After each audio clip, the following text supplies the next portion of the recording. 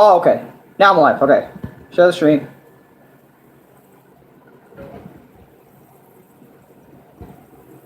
Oh, the PlayStation purchase I made earlier today. I was like, what the fuck? What did they purchase?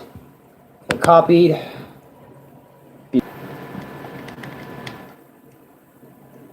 Okay. What's going on? Oh, we're doing this now? That's what we're doing to this entire live stream? Okay. Much appreciated. Tablet. Want to be a dickhead today? Or this time around? No, I'll let you do your thing, tablet. Okay. I'm live right now. I'm going to tell the boys. I don't know how many people are online, but... Hey, how you doing, man? How you doing, Sniper? How you... Dude, yeah, it actually has been a fucking long-ass time since the last time we spoke to each other, dude. Holy shit. Where is the freaking V? Hold on, let me find the V. Let me find the V on PlayStation. I'm trying to tell my boy Chris right now that I'm live. Real quick. Because I know YouTube don't send out notifications like that to y'all probably much. Most certainly probably this stream. But today I'm going to be talking about Crash Bandicoot Sane Trilogy. The game that made me lose my mind. Literally. Not configuratively, literally, on a lot of instances. But, you know, before we get started, you know, like the video, subscribe. And I'm going to do the Crash dance since I really love Crash Bandicoot, so there you go. Got the music in the background. I'm feeling good. I'm feeling good talking about this today. I got the notification. Okay, well then, fuck, never mind. Okay, here we go. Okay. I'm going to do both versions of the Crash dance. I'm going to do the one from the original Crash Bandicoot 3, and then I'm going to do the one from Insane Trilogy. Crash 4 doesn't really have a Crash dance, so I can't really do his. Excuse me, I kind of just ate, like, what, 5-10 minutes ago, so I'm going to keep it brief. Whew, okay. Okay, I just got to remember, the dance, okay.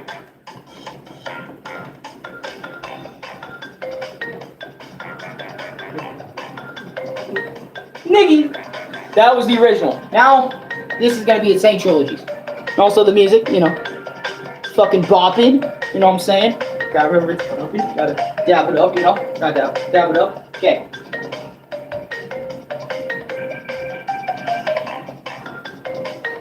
Oh shit, I think I fucked it. Niggy! But that was Insane Trilogy's dance, Crash dance. Okay. Man, you mind giving me a Discord link later? Yeah, I can give you a Discord link. But it's better than I don't know. Fuck. Whew. I'm actually out of energy after doing that.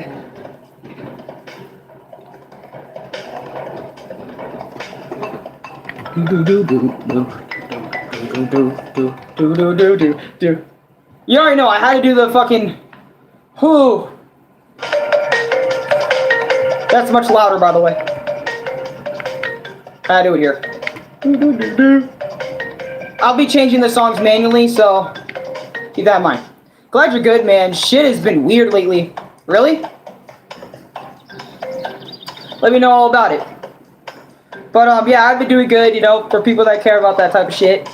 I've been doing wonderful. I've been doing amazing. I've been doing all sorts of stuff. But anyways, let's get to the stories of each game. So I have the stories of Crash 1, 2, and 3. That's what Insane Trilogy actually is. It's a remaster of Crash 1, 2, and 3, all in a very big, unique package that came back out, you know, 2017, back in June or July, whatever month, whatever, yada, yada, yada.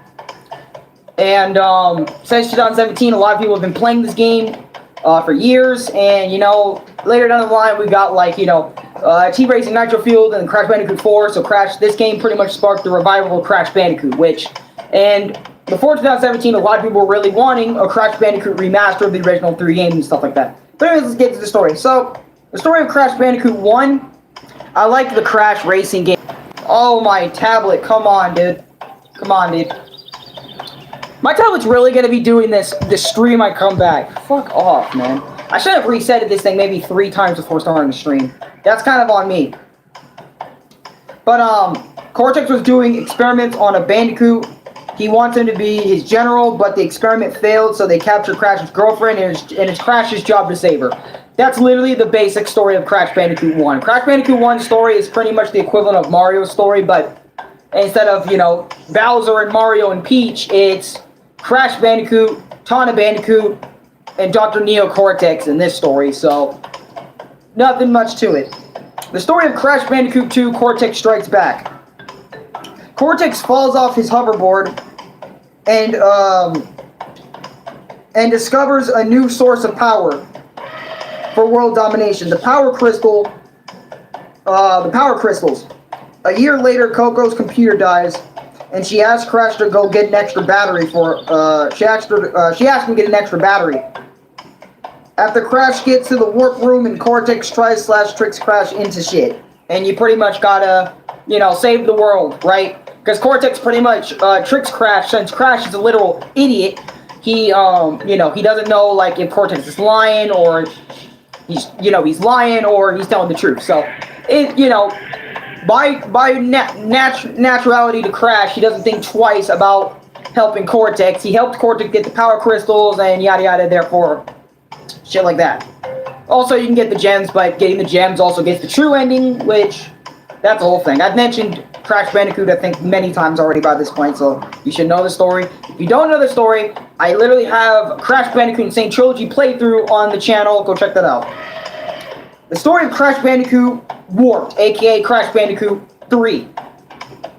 After Crash collected all of the gems from the previous game, aka Cortex Strikes Back, Cortex's ship crash-landed into Uka Uka's temple, causing him to be free once again. Uka Uka gets on Cortex and tells him, I'll make sure you do it right. Aku Aku shows us fucking entropy. You know, this is Uka Uka's introduction to the series Crash Bandicoot 3, aka Aku Aku's twin evil brother. And they also introduce us a brand new character, Dr. Entropy. He is the guy who fucks with time. He's a time dude. Alright, he's kind of cool. Alright, but that's Crash Bandicoot 1 stories. Those are Crash Bandicoot 1 stories. And also, I did a little drawing, you know. I did a little drawing of this, so that's fucking tight, actually. Me doing a little drawing. That's really nice. And then I also have some stuff on the back talking about how more PTSD I have, which I'll get to sometime. But let's start with the actual first page, other than the stories. And I also have platinum relics that made me suffer, so we're gonna get to that by the end of the video. So you guys will be seeing this thing by that time. Okay, let's start with the first thing that I think is good about Crash Bandicoot Sane Trilogy.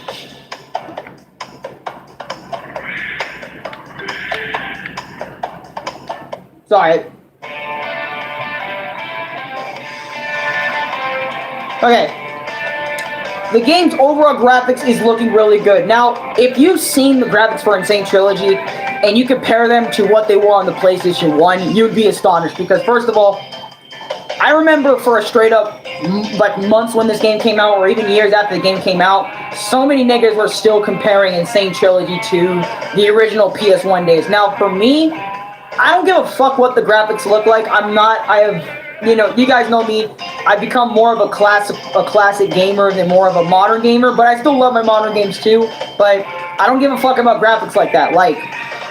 But the graphics for this game is overall looking really, really good for a 2017 game.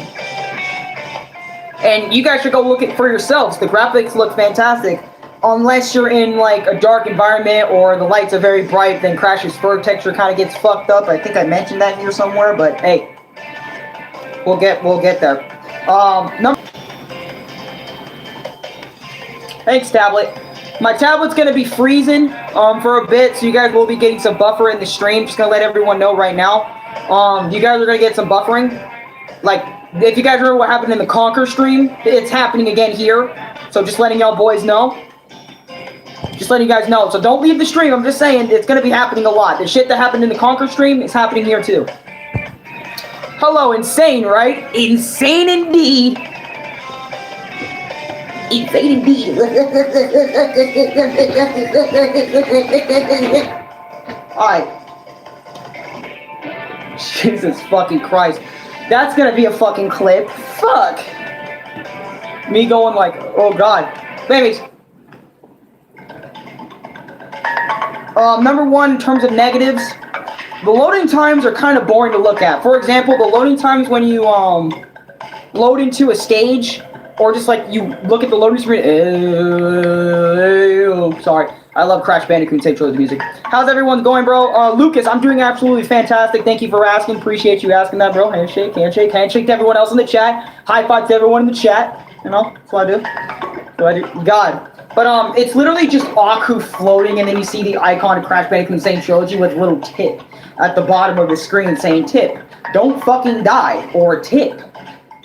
Watch out for enemies. You know, tips like that. Not as basic as how I made them seem, but like they're pretty basic nonetheless, and they're kind of boring to look at and kind of sit through a little bit. No cap. I won't lie. I know that's kind of a cheesy negative, but if you've been playing Insane Trilogy as much as I have, you're gonna be like, man. And if you've played the game and know everything about it, and literally you're sitting there like as your 50th replay or your 10th replay, whatever, you're gonna be like kind of like, oh damn, these loading screens are kind of boring a little bit. You know, so you will get that feeling. Trust me. Unless it's just me, then fuck. Then it's just me. Shit. Number two, Insane Trilogy made their own intro for the game. Now, I love the fuck out of this intro. I'm gonna show you guys the intro actually. But Crash Bandicoot Insane Trilogy made their own intro for the game. So, basically, background, I'll give you all background check. Crash Bandicoot 1, 2, and 3 had their own little introduction scene before, you know, the logo comes up, like the title of the game comes up.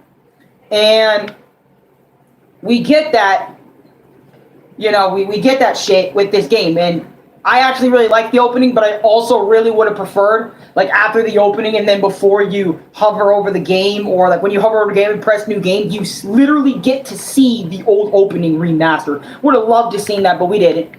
Which, I probably will show you guys what the OG openings look like. So, yeah.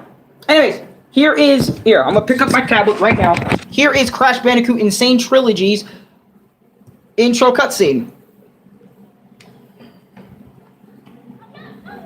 This is a fucking ad! Mac and cheese, get the fuck out of here! Get out of here! Leave! Oh my shit! Okay. Alright. There you go. Developed by vicarious visions.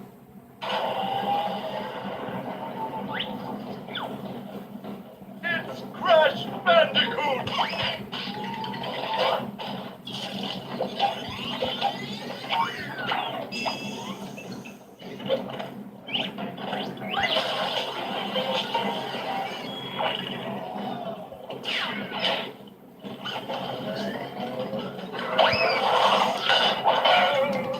That was the intro cutscene. Now, I know that may not have seemed like, oh, well, that's kind of cool. No, it's fucking cool, bro. It's cool. It's cool. I respect it. I love how Activision said, hey, man, you know, let's make our own intro, even though we shouldn't have kept the old intro. Yay, should have done that. Fuck. Sorry, but I'm just saying right now. Crash Bandicoot Insane Trilogy OST, I guess. You know, we're going back. We going back. I listen to, like, a lot of this shit all the time. So, just letting y'all know, I listen to this a lot.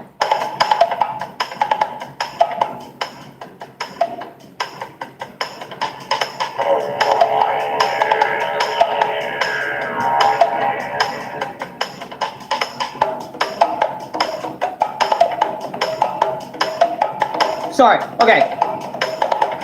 Number 2 for negatives, alright? The motorcycle/jet ski controls are freaking garbage. I don't know what the fuck. Okay, hold on, let me turn this down a little bit. It's gonna cut block what I'm trying to say, because I gotta remember, if I put it up too loud, you know, because it's already up against the screen as it is, so you guys are hearing it full blast. But I don't know what the fuck the developers were thinking when they decided, hey, yo, hey, yo. Right? Alright. I don't know what the fuck the developers... Preview, come on, go away, go away, go away, go away, go away. Okay. I don't know what the fuck the developers were thinking when they just simply sat there and decided, hey, let's make the jet ski controls absolutely fucking stiff. Oh, and also let's make the motorcycle controls like just as bad, like no improvements. Let's make it just as bad as original. Or fuck, for some players it feels even heavier, like in Sane Trilogy than over there in the originals. Oh, and also let's make the jetpack as well just as shit as it was in the originals. Or actually no, in Insane, to me personally, it feels a little bit less shit in Insane Trilogy's version of the jetpack than it does in the original. The original jetpack, holy shit, that's horrendous to get through. But still, like, this shit is freaking garbage, and I don't know why the developers didn't really try their best to fix that or patch it out where you know, the jet ski feels exactly like it does in Crash 3, or the original Crash Bandicoot 3 / Wars, by the way. That's what I'm talking about, referring to. But anyways, number 3 for positives. There are some songs are better in Insane Trilogy than the OG. Examples. All right, so I'm gonna put on some examples, and I'm gonna let y'all because number 3 for both of these is the same example, and I'm gonna have to agree and also disagree with this statement because I remember I put this on where I said, you know, some tracks in the original do sound better. And honestly, in my opinion, that is true. Some tracks, to me, in the original sound better than Insane, but also it's also the reverse as well. Some songs in Insane actually do sound better than the originals, but you guys know me, I'm a fucking sucker for the original shit. Especially nowadays, like the absolute original version, the original tracks, everything. I am a fucking sucker for that shit. So, yeah, I'm pretty fucking... I'm not trying to say I'm biased, but, man... fuck, Toxic Waste, The Great Gate. I only listed 2 fucking tracks. Look, we'll go to The Great Gate. I think it actually was on earlier. You got Great Gate / Nave Fortress. And this one, and I'll compare certain tracks. So I got y'all right now, okay? So I just put on Great Gate and Toxic Waste. Let's go to Toxic Waste, okay? Toxic Waste music, right? Okay, so this is Toxic Waste for Insane Trilogy. Hey, you! Shut the fuck up, ad! Get the fuck out of my way!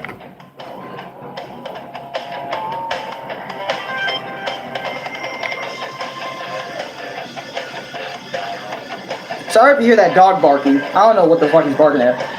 Probably barking at my video. I don't know if y'all can hear that, because I can barely hear it, so... Here, let me put on a better version that's louder. That beat, though, yeah, that beat, that was Toxic Waste in Sane Trilogy. Now, here's the original version of Toxic Waste. I love both versions. Like I said, I'm a sucker for the original, and Insane Trilogy really got me back into the series, so I can't hate Insane's, but I also can't hate the original, because the original is what created Insane, but also Insane is what got me back into the series, so... In a way, and I yes, I did start with the originals, but I only started playing like the original Crash 1 first. I never heard of Crash 2 and Crash 3. Believe it or not, fun fact as well, I actually never played Crash 2 and 3 until Insane Trilogy came out. So that was when I discovered Crash had 2 more platforming games. Yeah, but anyways, here's the original Toxic Waste OST.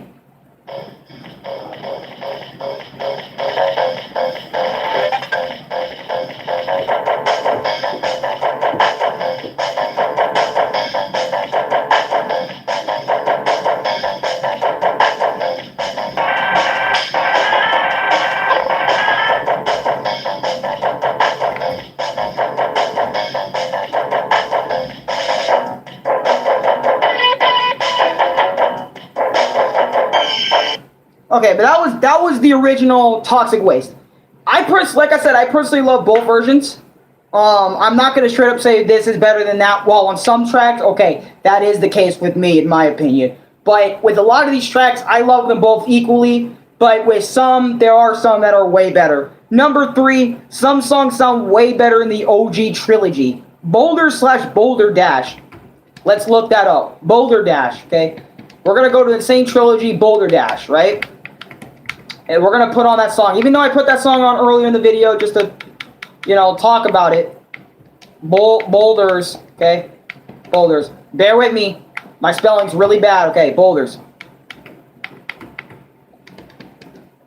How the fuck can I not spell boulders?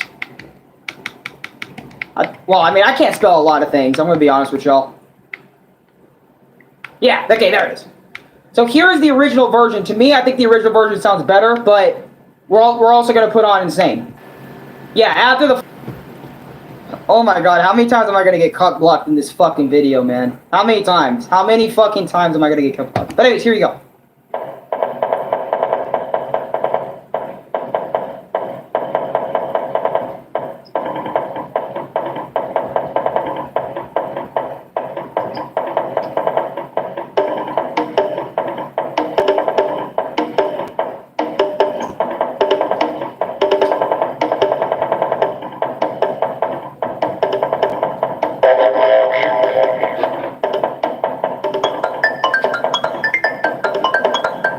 Shit!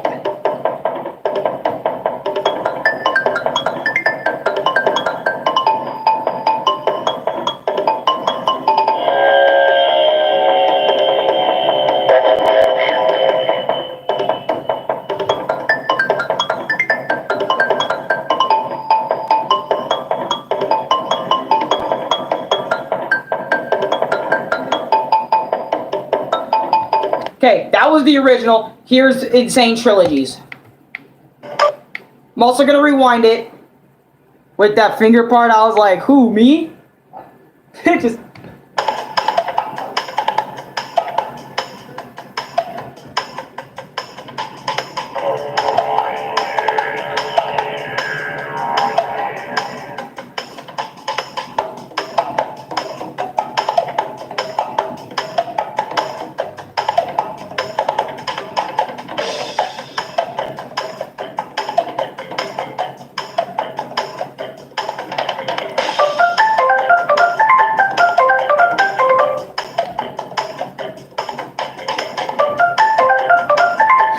Okay, that's Insane Trilogy's version of Boulders. Now let's put on Hog Ride. Hog Wild is absolutely one of my favorite levels in the entire Crash Bandicoot series. I know that might sound a little like, whoa, but like, for me, and by the way, I love the shit out of both versions of Wild Hog and Hog Wild. I love both versions. I am not going to say Insane Trilogy or the original one's better.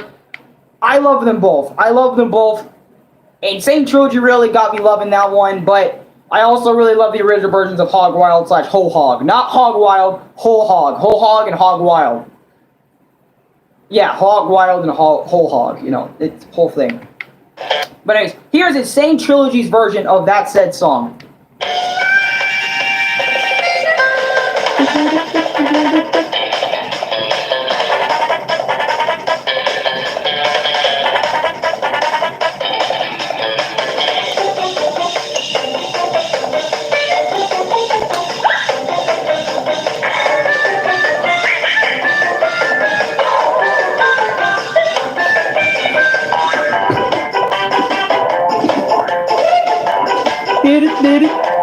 Oh God, please put on the original, please put on the original, hold on, wait a minute.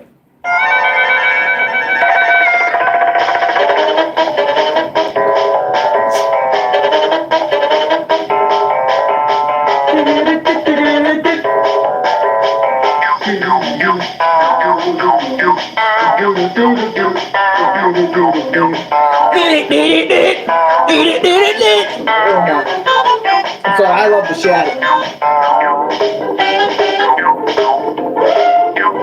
Cut it up.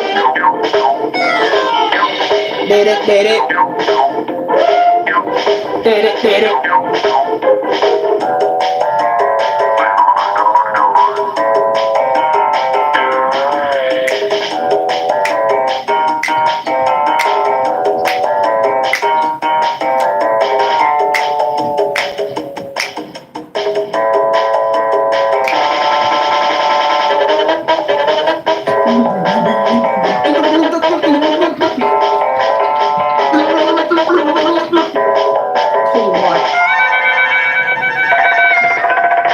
What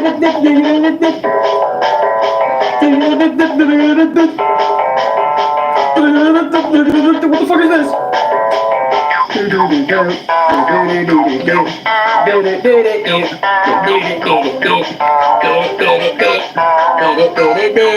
Okay, I gotta chill. But whew, I love the shit out of Hog Wild. I love the shit out of this track. Y'all know me. I'm a music man. Music man. I'm not gonna lie to you guys. Ever since I went on this journey and started making my experience videos, I started to really like play these games like seriously, and the music is what makes me remember the journey the most. Like out of everything else, like it's the music. Sure, like the levels, I'll probably forget a level here and there, but the track is what makes them so memorable to me. And you know, if the music's really good, I'm definitely gonna remember the stage and where it came from. And it shows that music can really help out your video game in some cases to help it make it more memorable. If your game got bomb-ass music, dude, people are gonna remember your game like that from the tracks, man. I'm telling you. Or if you played from childhood, you'll remember the track. You'll remember the stage just by looking at it, but you'll know what I mean. But anyways, here is Temple Ruins theme / Jaws of Darkness theme, Crash Bandicoot Insane Trilogy version. I'm gonna whip it up right now. Hey,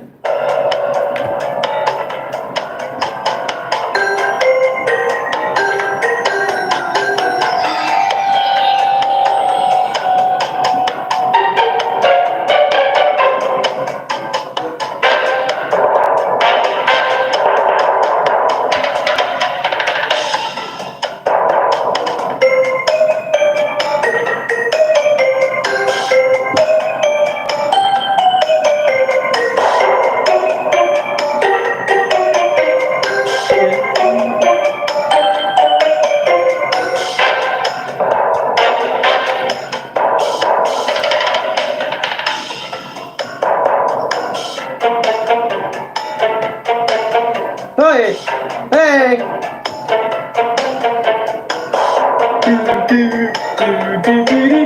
Sorry, like I said, I'm emotional. Oh my god. Fucking controller stick. Knock it off. Okay. Fucking stupid ad. Okay. Here is the original version. Okay, I'm gonna admit, I love the shit out of the original version more than Insane Trilogy's version with this song. I honest to God do, and it's just my opinion. You know, your opinion can differ. We can talk about it.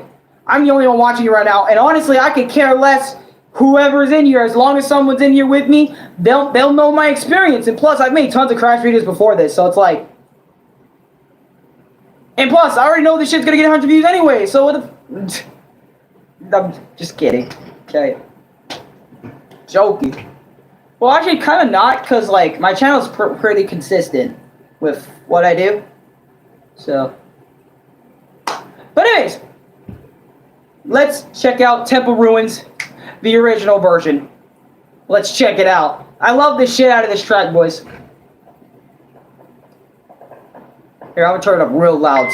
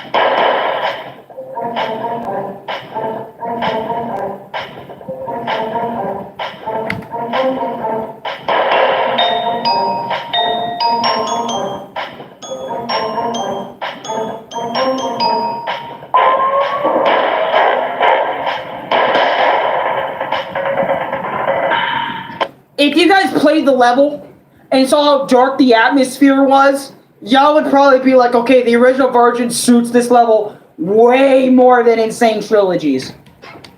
But Sane Trilogy's version is also really fucking good. It's a gem to listen to. Even more beatbox noises. Okay, but now it's time for Time Twister, and let me tell you guys, Time Twister is Crash 3's hub world theme, and it is actually one of the most recognizable Crash Bandicoot themes ever heard, because so many games of Crash have this song reversed or remixed. There are so many different remixes and versions of Time Twister from Crash Bandicoot 3. It is that good. It's that good. / main theme, like main theme for Crash Bandicoot 3. Once y'all hear the Sane Trilogy version of it, and the original version, I don't know where the fuck the original version is all of a sudden, but the original version of Time Twister, oh my fucking god, it is a fucking banger to listen to. Y'all niggas will love it. I even love Sane Trilogy's version, but I'll also look up the old version. First time I heard about Snipey Snipe was from your Bleach characters and Waifu's tier list.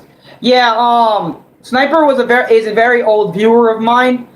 We go way back. I'm talking way back. I'm talking like, I think when this channel, it's either when this channel started or even before that a little bit. Like, Sniper's an old viewer of mine. He's been subscribed to me for more than 2 years, but we haven't really kept up with each other after a certain point in time. It's when I was doing Bleach content mainly, was when every nigga hopped on board this channel. Nowadays, okay, niggas still hop on board this channel, but, you know, we get some lit-ass moments in this bitch. But, anyways. Time Twister, Crash Bandicoot 3.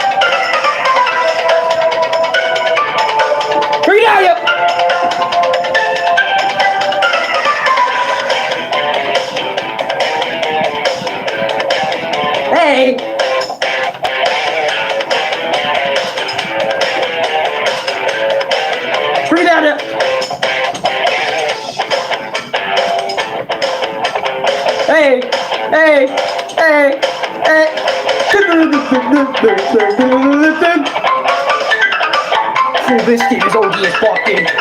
Bro, this theme's OD as shit. Sorry, I love the shit out of this. But also, let's check out Crash Bash, okay? Let me tell you something. Let me tell y'all. I wasn't fucking kidding when Time Twister was remixed, bro. Hold up. You want to hear Crash Bash's main theme? Which, aka Crash Bash, is Crash's party game that I've never played. But as soon as I heard that Crash Bash theme, that title theme, it's fucking over. This is easily one of the best remixes of Crash Bandicoot Time Twister theme, other than Sane Trilogies. I shit y'all not. Check it.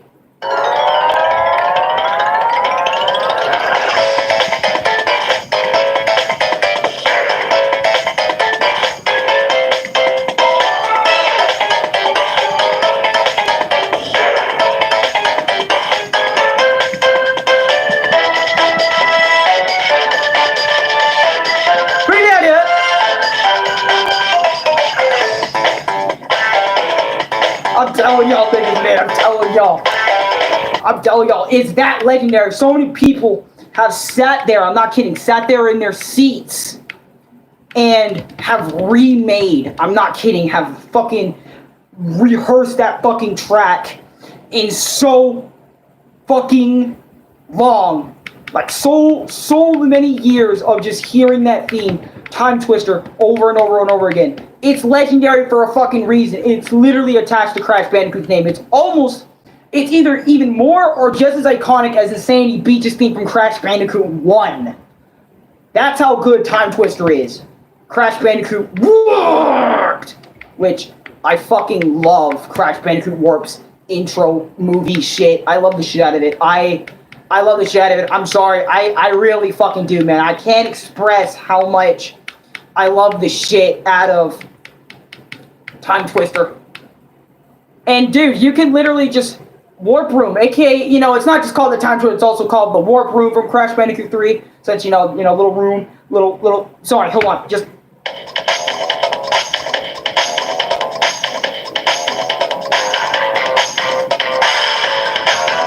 Original version, by the way.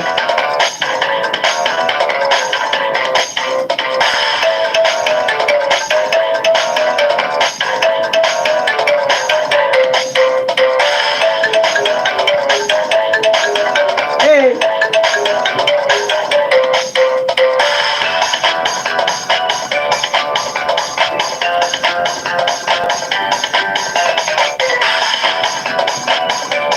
Yo, New Blitz 74, what's good, bro? Welcome to Crash Bandicoot.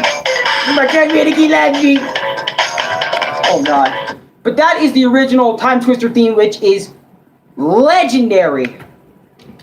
It's legendary. Now, number 4 for positives. I had to put on a lot of those tracks. Actually, you know what? Fuck that. Let me do one more because I love the shit out of this one theme, and it is one of the best.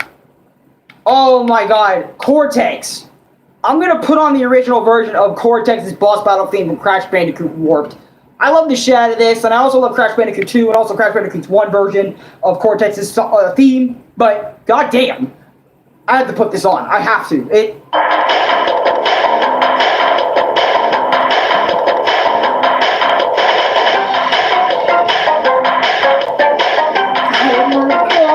memories all over again.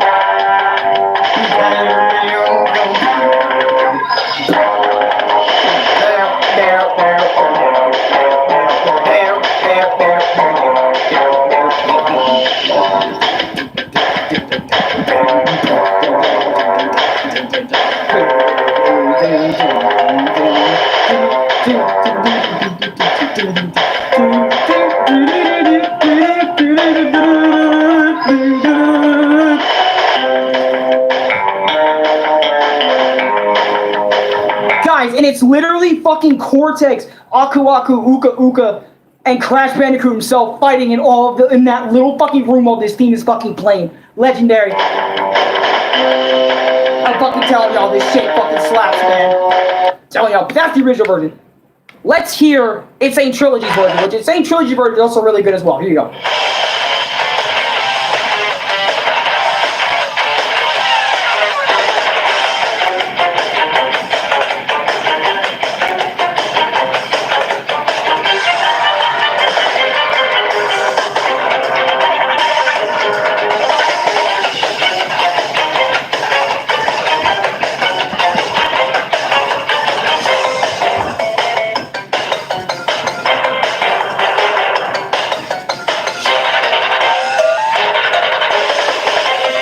Another viewer means another man. Hey, welcome. Like I said, welcome to the chat before, brother.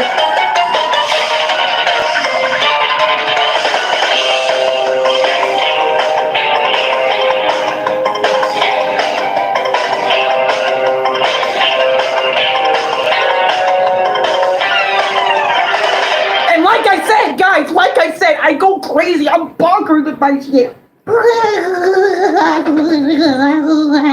I'm bonkers with my shit, man. This theme's fucking slaps, man. Oh, fuck, I actually am going bonkers. Beep, beep, beep. Just start getting a fucking cartoon. Hey. Tell y'all, dude, this shit's lit, bro. Dude, I shit you guys not.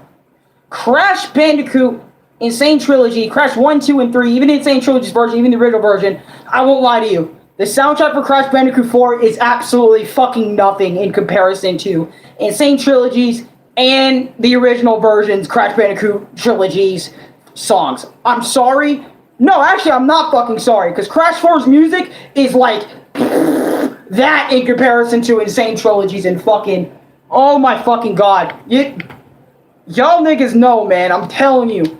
And number 5, the cutscenes look really good on PS4, PS4 Pro / PS5. The cutscenes for Crash Bandicoot Sane Trilogy are a godsend. You're gonna love them. I'm telling you guys. One of my absolute favorite cutscenes of all time / one of my favorite One of my favorite things to fucking do, like, I'm not kidding, one of my favorite cutscenes in the game is, can we just go back to Cortex's third fight? Can we just go back? S-Class, welcome to the chat, like a goddamn G. Whoever's in the stream's a goddamn G, because one of my favorite games of all time, one of my favorite game series of all time.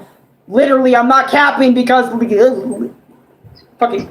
Anyways, let's get to the boss, shall we?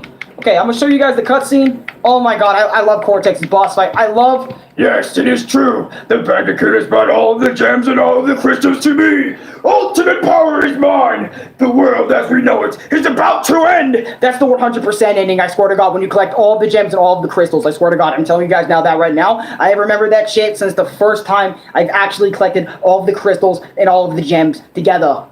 I'm telling you that right now. Okay, I'm sorry. It's just... Cortex 3 boss fight fucking... And by the way, this obviously will contain spoilers since I'm a Crash Bandicoot G, so you already know the deal. So don't know.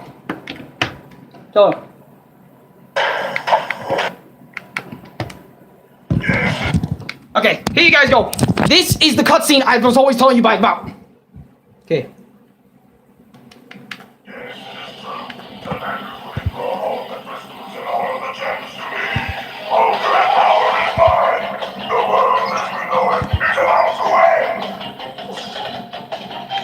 I'm sorry, but seeing that...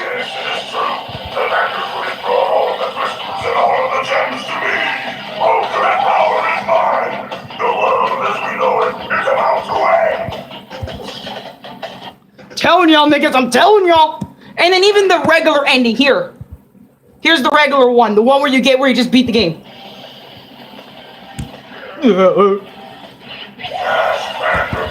For the last time, give the crystals to me! God, I love the shit out of this, bro. Oh my god, oh my shit. Oh, okay, I'm not gonna count. The cutscenes in Crash 4 are really good too, but I'm just saying, man. Bro, I'm telling y'all niggas, bro. Guys. I am so obsessed with Crash Bandicoot's soundtrack, bro. I listen to the pre-console versions, bro. I shit you not, I listened to the pre-console, like the ones that didn't even make it into the fucking game. I listened to those versions, bro. I love Crash Bandicoot's soundtrack that much, bro. If y'all niggas make me love a soundtrack this much, I'm gonna fucking remember it for the rest of my fucking days.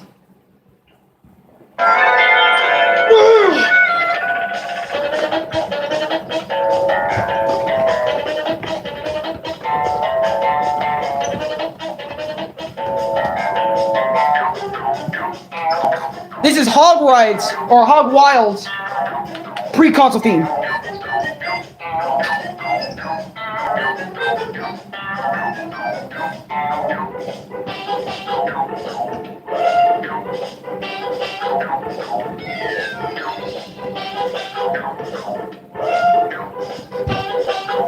Sorry, dude, it's...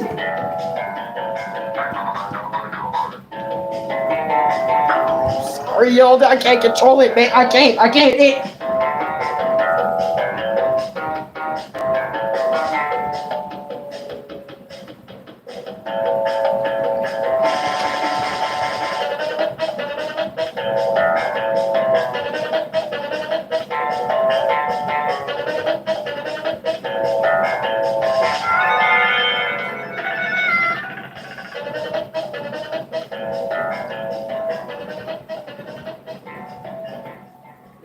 Guys, I love Crash so much, bro. I have literally all 3 of the original games downloaded on my fucking tablet right the fuck now. I literally have all 3 of them. I have Crash 1, 2, and 3. I love the shit out of this trilogy.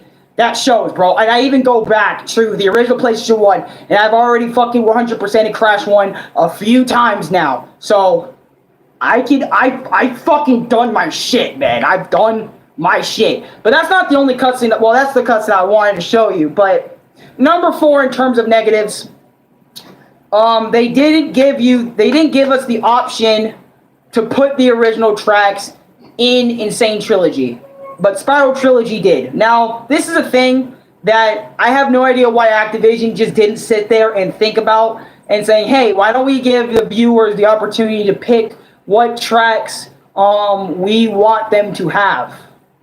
Why don't we let the viewer pick the original soundtrack? Like, I felt like Activision really fucked up and could have done a really good thing and put not only to, like, since, you know, they're trying to make Sane Trilogy the best version, right? So it's like you might as well give the player, you know, the fucking option to listen to what songs they grew up listening to instead of remixed versions of those tracks, because I remember a lot of people, that includes myself, when I played Sane Trilogy for the first time, I didn't fucking mind or didn't even, you know, recognize these as remix, you know? I just went along with the show because that's just the music in Sane Trilogy, right? But as soon as I went back and played the originals, I understood what people were talking about and why they didn't even give the player the option to pick between the original tracks and the Sane Trilogy tracks. But Spyro Reignited Trilogy came out 2 years later and gave us that opportunity to put the original tracks or the, you know, the tracks in there. Hell, Sonic Colors Ultimate doesn't even do that. Fun fact, by the way, there's actually the original version of that song. There's only a few original versions of songs in Sonic Colors Ultimate. So it's like you would think, since Crash Sane Trilogy is trying to be the best version of the 3 games, they would also add, you know, the OG music for a lot of people to listen to. And I'm telling you guys, I'm fucking mixed as fuck when it comes to cutscenes, music, what the characters look like in Sane Trilogy and the originals, because I love them both on their own merits. Holy fucking shit, they're both demons in their own right. Also a bonus, in Sane Trilogy's version of One Crash of, you know, basically, if you guys also remember this, in Sane Trilogy's version of Crash Bandicoot 1, you can die as many times as you like and you will still get the box gem, except for levels that require a colored gem. For example, you can't die a single time on those levels to get the colored gem. Okay? Those are the only times, you know, you can be fine with dying. You can die as many times as you like if it's a regular clear gem, but if it's colored gem, you have to, like, make it, you know, not only beat the level, but break all the boxes without dying a single time in order to get the colored gem. Easy enough, so unless you're playing the lab, then that shit's a bitch a little bit, especially for the bonus room. God damn, the amount of times I had to reset that bitch. Okay, but anyways, that's just number 1. All right, let's go to part 2 on why I love Sane Trilogy so much. Number 5, making making some time trials a bit easier in Sane Trilogy's. What the fuck is this reasoning? Okay, hold on. Sorry, it's just that I can't read my own writing sometimes. Okay, making some time trials. Oh, I said some time. My fault. I mixed the 2 words. Making some time trials a bit easier in Sane Trilogy. Still hard though. Okay, now this is important. Everyone, sit down. Sit down. Be quiet. Sit down. Be quiet. This is important. This is important. This is very important. I want everyone to know this when they get into the game for themselves. Because when they get into this game themselves, inevitably, you know, you're gonna, oh shit. I might just put on the original OST too. Fuck this. I'm actually gonna put on the original OST so you guys can hear the original OST in this goddamn video. Hold up. I'm gonna put on the original OST for the original Crash Bandicoot, so y'all can get that one. In this one, yeah, Crash Bandicoot 1, Crash Bandicoot 2, Crash Bandicoot 3. I will literally sit here and put on Crash Bandicoot 1, 2, 3, 4. You guys know the deal. I'm going to do that. I'm going to do that right now for y'all. So you guys get the Crash 1 OST. Alright. I think they gave you Crash in this playlist here. Let me give me a fucking minute. Give me a year. Crash Bandicoot 2. Okay, Crash Bandicoot 2. Crash Bandicoot 3. I see Crash Bandicoot 3 a little bit. Yeah, Crash Bandicoot 3. Yup. See Crash Bandicoot 3? Okay, this is literally every single song in the entire series. Okay, bing. Growth leads to complexity. And this led to a fucking ad. Original version. Okay, now, I say this is very important because in my Sane Trilogy playthrough, And I've played, so I don't want to hear anyone in my fucking chat, alright, or anyone in the live chat say otherwise. Alex, what do you mean they made Sane Trilogy shit easier? Aren't they equal? Hell no! Some Platinum Relics in the original version are actually easier than Insane, and it's also reverse psychology for Insane with the original. For example, I'll name a few. Road Crash. In Insane Trilogy, Road Crash is a lot easier in Insane Trilogy than compared to its original version, because its original version, I think the Platinum Relic in that game was like 1 minute 20 or 1 minute 19 or 18 to get a Platinum Relic, some stupid shit like that. Under Pressure, and just some more in general. Like, there's actually going to be some Platinum Relics for you guys in Insane Trilogy that is going to be easier for y'all to grab, but if you go back to the original Crash Bandicoot 3 and try some of those levels out, it won't be as easy. And I'm telling y'all this from experience because I've literally experienced both versions of the game back to back. I played Crash Bandicoot 3 for the original PlayStation 1 on emulator, of course, since I don't actually own a PlayStation 1, and on PS4 Insane Trilogy's version. Which some levels are made a lot easier in Insane than in the original. Like some, Relic, some Platinum times, and I also, once again, I have some Platinum Relic time stuff. Right here, so I'm gonna give y'all Platinum Relics that I've suffered on after we're done with the initial stream, after we're done with the initial shit. Oh my god, I have not been reading comments. Zoinks. This is a great soundtrack, dude. Telling y'all, damn, the detail. Yeah, that's what I'm fucking telling y'all, man. Guys, if Alex starts another gameplay live stream, please give him your energy. Deadass. I'm back. Went to warm up a muffin. Hi, Ambu. Hi, Lucas. Hey, what's going on? Hey, I'm doing good. Hey, yo, thank you, Lucas. Hey, I actually am coming back with the gameplay. I'm coming back with video games. I'm coming back. So next week, I am coming back with some Mario shit. It's either me and Louie are going to play some Mario together, or it's going to be me going to do another newer video. So look out for that. Another newer Super Mario Brothers. New Super Mario Brothers DS. I don't know if y'all remember that, but I did the first part a few months back, and I haven't continued it since. So coming back with the gameplay, we need to send Alex all the energy. Yes, let me the energy. I can make the spirit bomb. It's ready. Go. Oh, God. Anyways, number 5 in terms of negatives. Giving Crash 1 time trials when the game's levels weren't built for it. This is a major fucking problem. Just like number 5 in the positives, number 5 in the negatives. What the fuck was Activision thinking, bruh? Crash Bandicoot 1's levels were not meant to be built for speedrunning / time trials and anything like that. It's supposed to be a game where you take your time doing steady, careful platforming through its levels.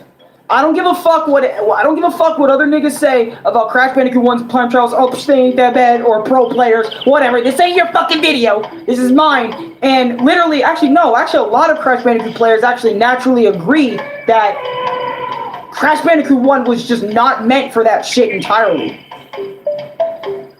And I still say that shit to this day, bro. Like, I even still think that, even after platinuming every single level in Crash Bandicoot 1, and yes, I've done that. I have a whole fucking video showing you proof, and I will show you guys proof after I'm done with this video. So after when I'm done, like, with all this shit, I will fucking get on Sane Trilogy myself and show you guys my 100% progress completion. So that shows that I'm not fucking capping, and it shows I'm not capping with the platinum roads, just in case some Crash videos get deleted on my channel, like by YouTube or anything. So I'll double show y'all in this video too. So. Oh my god, I am very whoosh right now. But seriously, it is a problem, Activision. It was a fucking problem you did this for Crash 1, and honestly, I'm thankful for what you did with Crash 1, but I'm not thankful you gave it time trials. Seriously. Number 6, for positivity, for the good side of things. So much replayability here, and the feeling when you master each level, it is so amazing. No fucking cap. After playing this game for so many fucking years, not even just Crash 1, Crash 2, and Crash 3 respectively. When you master these levels, I mean, shit. For some people, the time trials, make them feel even better. And it's true. Sometimes time trials do make me feel even better about myself. And it also kind of shows you how you can speed through this level quicker than what you could have before, by doing it regularly. But anyways, no fucking cap as well. The replayability in this game is endless. You can literally replay this as many times as you fucking want. And on Sane Trilogy specifically, you have 4 different save slots. You can, well, 3 different save slots that you can use, and then you have an auto save feature, auto save slot as the 4th one. So you have 3 saves you can manually do, and like I said, the replayability after me, 5th grade level head here, all right, is saying, okay, replaying this game is no fucking problem. Hey, time travels are the fucking problem. Collecting the gems and boxes and listening to its good fucking music, you're gonna have a fucking swell time. I'm telling you, the replayability of this game is fucking awesome. Go buy yourself Sane Trilogy if you want to fucking support Activision, whatever the fuck, whatever they do with Sane Trilogy. Just go buy it.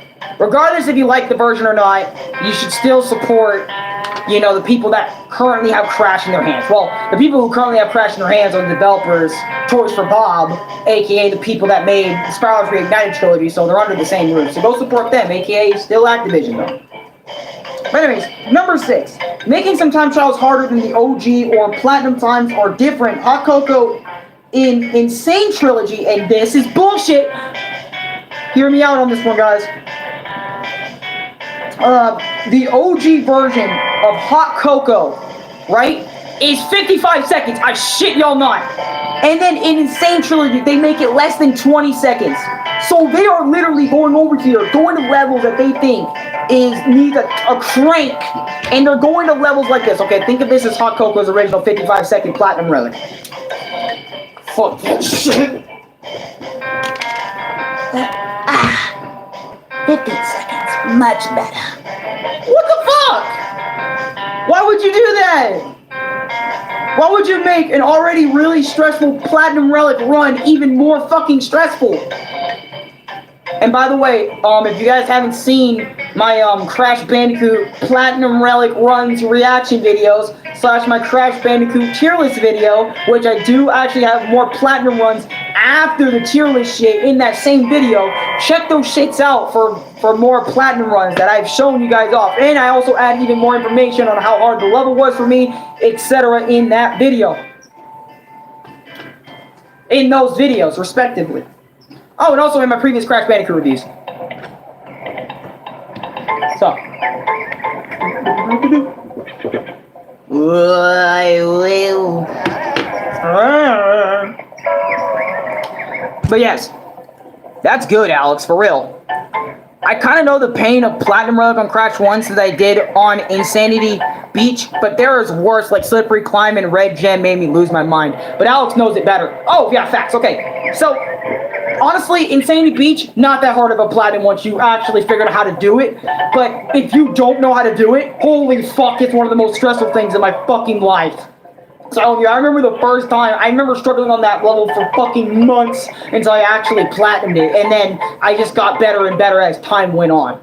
With that level specifically in Platinum Relic and stuff like that. Actually, in general, I'm actually a way better Crash Bandicoot player than I was previously, because on some of these Platinum Relics, I've gotten way better times, and I actually have proof of that in this, and I can show y'all if y'all like. Okay. Number 7, collecting all the gems and crystals is so fun, unlike Crash Bandicoot 4.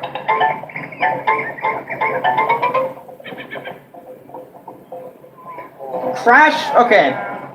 Insane Trilogy's gem collection. There's literally only 100 and so gems altogether. That includes Crash 1, 2, and 3. Crash Bandicoot 4 makes you collect, let's say, a whopping, altogether 450 gems you have to collect. Oh, and also there's 6 gems a level. Meanwhile, Crash Bandicoot 1 only has 1 gem for Crash 1 per level. No 2 or 3, 1. Crash 2 has color gem and regular box gem. They start with 2. And then Crash Bandicoot 3 introduces 2 gems, like 1 colored, you know, or 2 clear gems, etc. 1 clear, 1 colored, or 2 clear, or just clear and a colored, etc. They bring all that up. They don't fucking berate your ass with 6 different gems you have to collect, and they don't pressure you with, oh, okay, if you die on every single... Now look, this is the thing original Crash 1 is fucking foul for. Now, keep this in mind.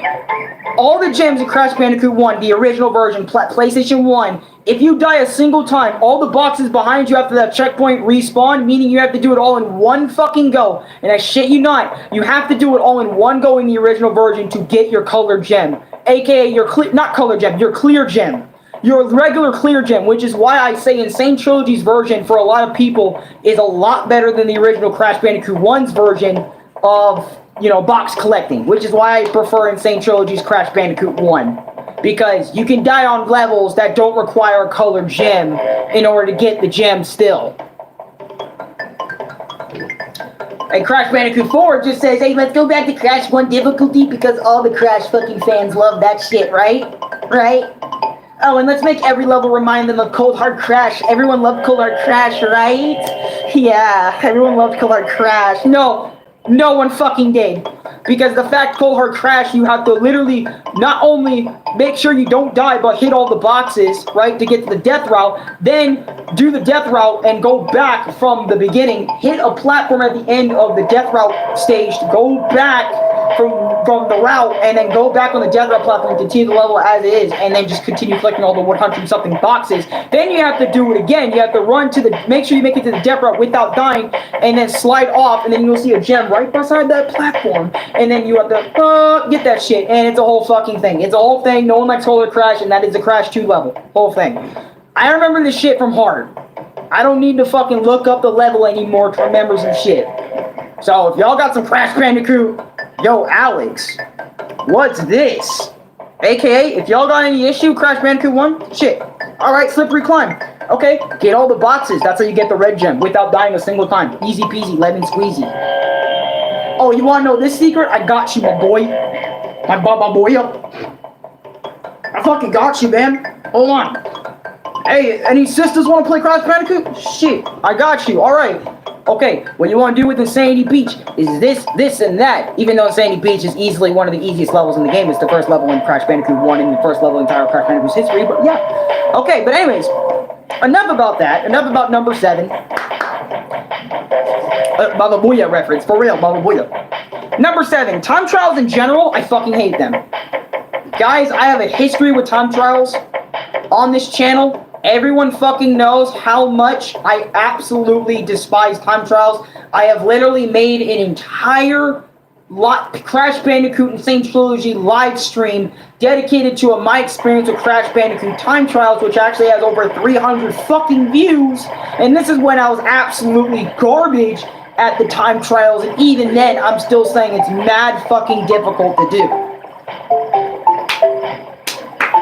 Even after I have mastered, I have honed all the levels and got my skill up since that video, I still fucking hate them.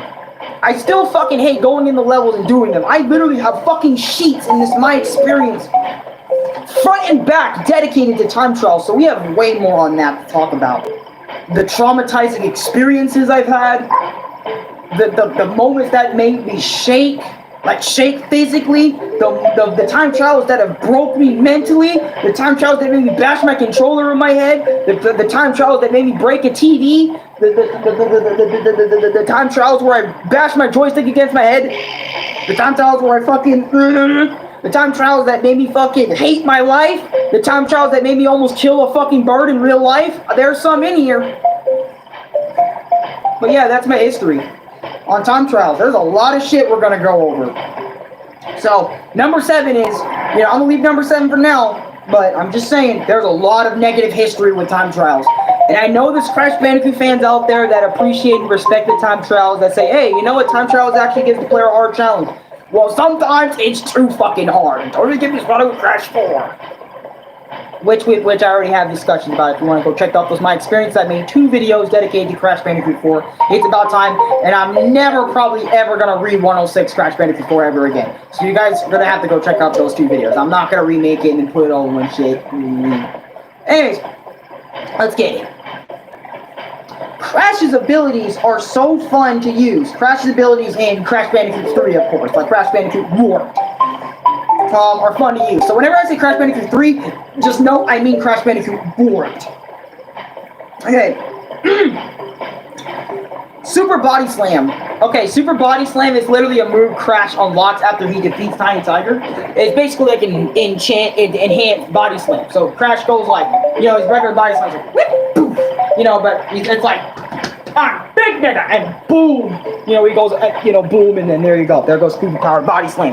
One of my favorite moves in Crash's arsenal of all time, the Death Tornado Spin. You'll get this in Crash Bandicoot 3 after you beat Entropy. It's basically a longer projected spin that helps you get over projectiles that you can't normally get past with a double jump or a fucking, sliding jump. It helps you get to places that are unreachable by using your other moves. Death Tornado Spin is a fucking savior in Crash Bandicoot 3. I fucking love that move, and I love just... I love hearing the sound effect, man. It's fucking awesome. The Wampa Bazooka. The Wampa Bazooka in Crash Bandicoot is also really good too. Crash Bandicoot 3, by the way. Basically, it's a giant bazooka that shoots Wampa fruit. It can kill enemies. It can grab the clock from the time trials clock from further distances. If you're doing a platforming level, it's really good. It's really useful. But also in the PlayStation 1 version, it's not that good to use in PlayStation 1 version. But in the Sane Trilogy, it's a lot better and a lot easier to handle in the Sane Trilogy's version. Also, quick reminder, I wanted to give y'all that little thing. Anyways, sliding double jump. Sliding in this game, Crash, I'm telling you guys, I was addicted to sliding in Crash Bandicoot, man. You would not see me play like without, sliding/slide jump. Slide jumping, I'm addicted to slide jumping. I'm addicted to slide double jumping. I'm addicted to slide jumping. I love Crash sliding and jumping. I love the shit out of that, man. I'm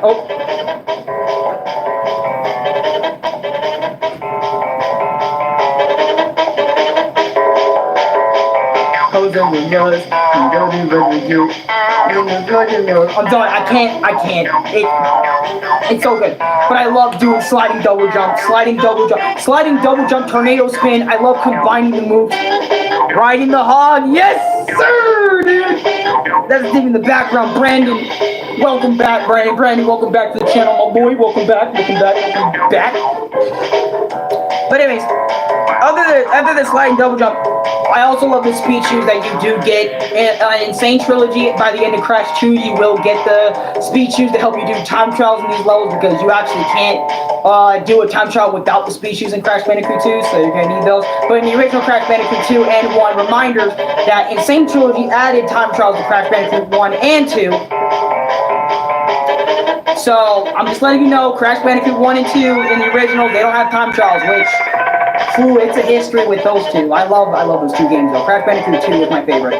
But I'm just saying, in Sane Trilogy's version, since they added time trials to Crash 1 and 2, in Crash Bandicoot 2, you will get the speed shoes by the end, and by the end after you beat Cortex originally, so then that means you get to go do the time trial shits and all that other sort of stuff. Okay, well that's all Crash's abilities in Crash Bandicoot 3, and in Sane Trilogy, only the speed shoes go to Crash 2, but all the other abilities still remain in Crash Bandicoot 3, so nothing's been removed or nothing's been added to Crash's arsenal now.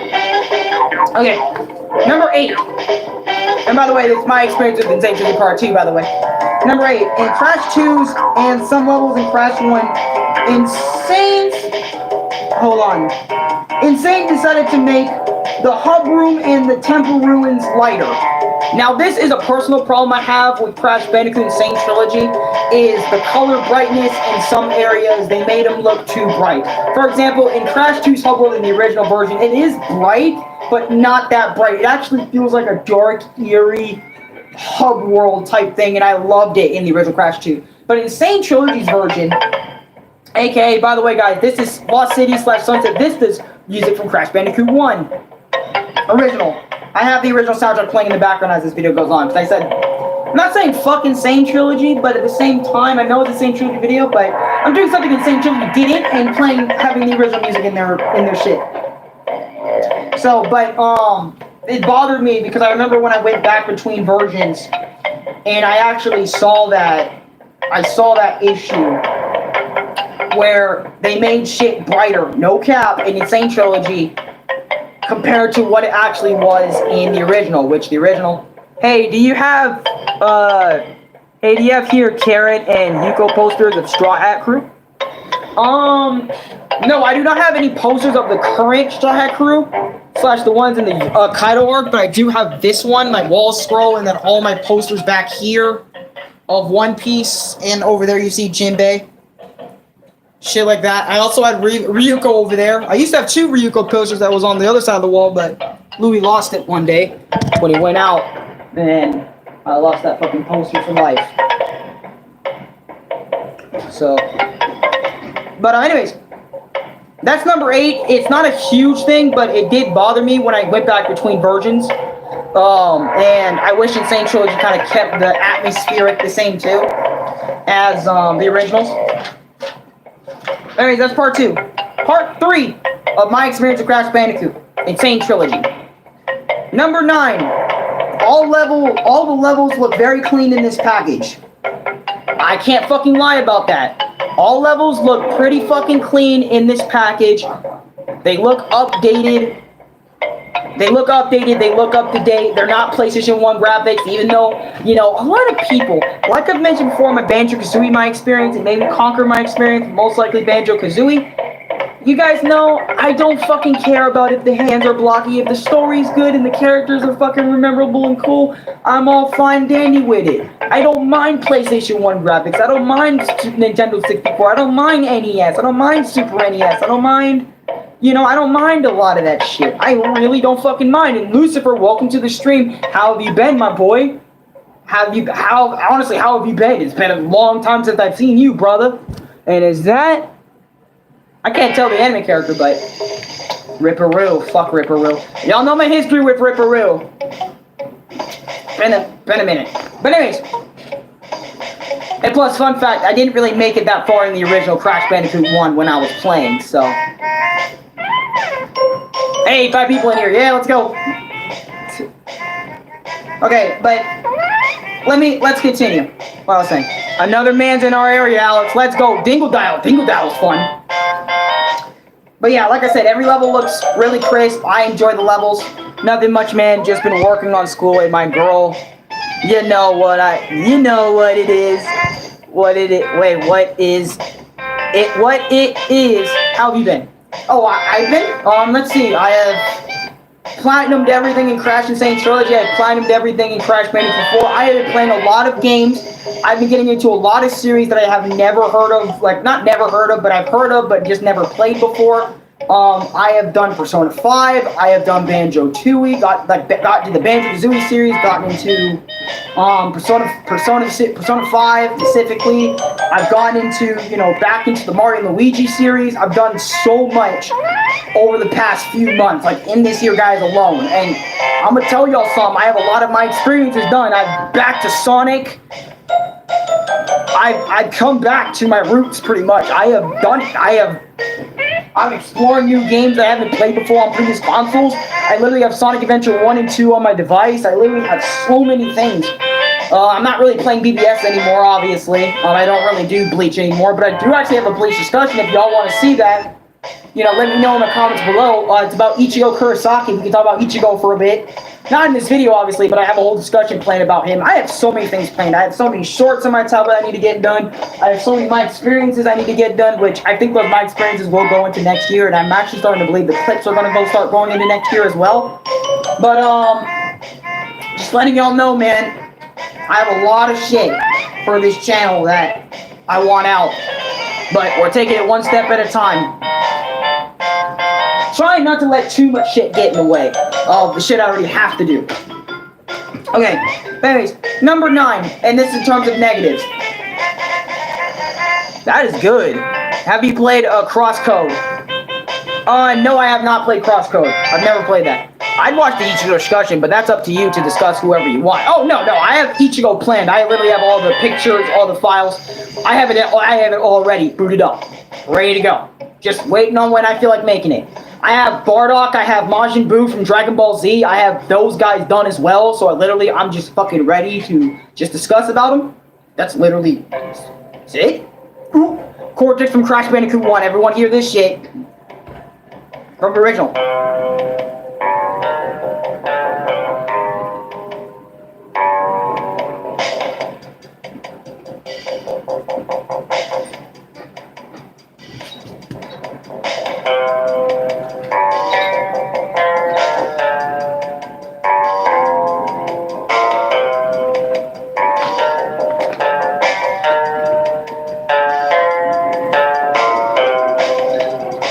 Yeah, I haven't been on many games for real. I've been playing Genshin sometimes, and I'm waiting for Bayonetta 3. Yeah, Bayonetta 3, when I heard that shit came out, that was awesome.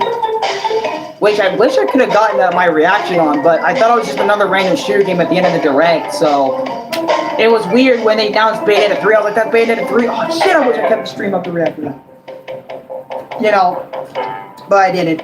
Another Genshin player. I haven't played Genshin. It's a whole thing. I might get into it way later after it's already done, but... I don't know about getting into it. I'm already into way too many things. I need to play all that shit first before I even start getting into Genshin and shit. But anyways, number 9. They didn't fix or change / move the camera when you're trying to backtrack. You're still moving against the camera.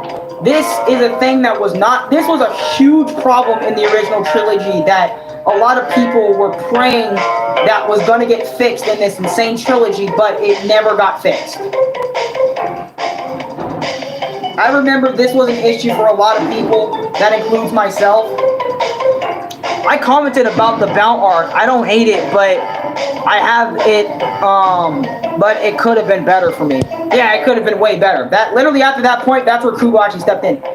Did you read the Bleach 1000-Year Blood War manga? There is no anime for it yet. And have you read the Camp for Your World? Yes, I have read everything for Bleach. I am up to date. I've even read the one-shot for Bleach.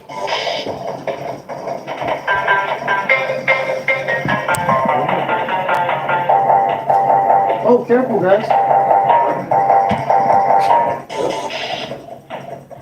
Oh.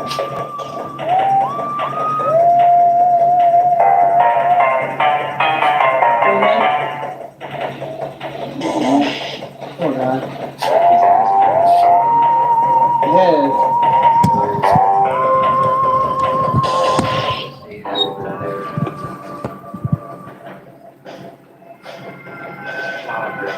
Yeah. Hey, girl. I know that you're progress. I want to help you, see? But he won't let me, see?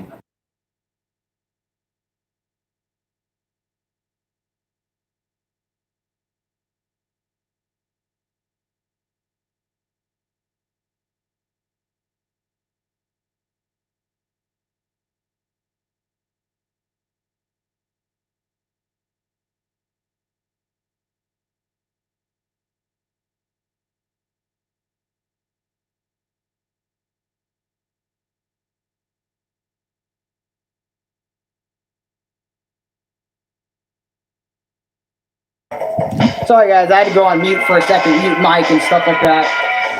Was it my dad came in and stuff like that, so it's why I put the stuff down. But God damn it. Yeah, that fan's been running for a minute. Probably got to clean this thing out. Yeah, I'm definitely cleaning this thing out. After stream shit.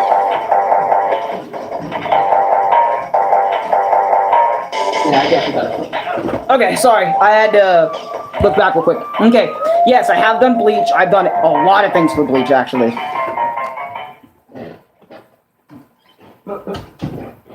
Okay. What was I saying before? Ooh. Slippery Climb. Slippery Climb's music in the original is OD as fuck. Hold on.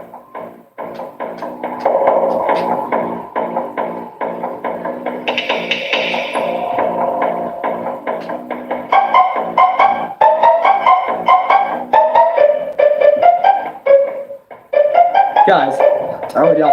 Slippery Climb's really good. But, yeah, they didn't fix that issue, and I won't cap, this didn't bother me the first, well, actually, it did bother me because you're backtracking against the camera.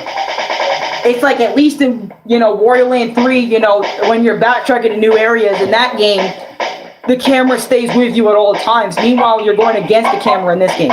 I haven't read the manga yet, but I already took spoiler that Ichigo is not ending with Yoruichi, but I understand why she's probably ending up with someone else.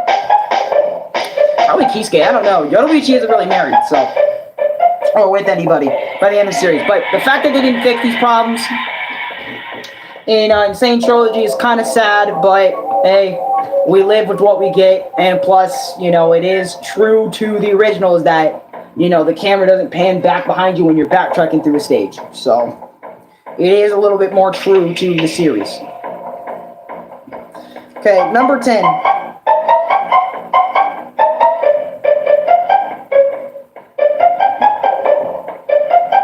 Sorry, I just love the shit out of this music. Okay.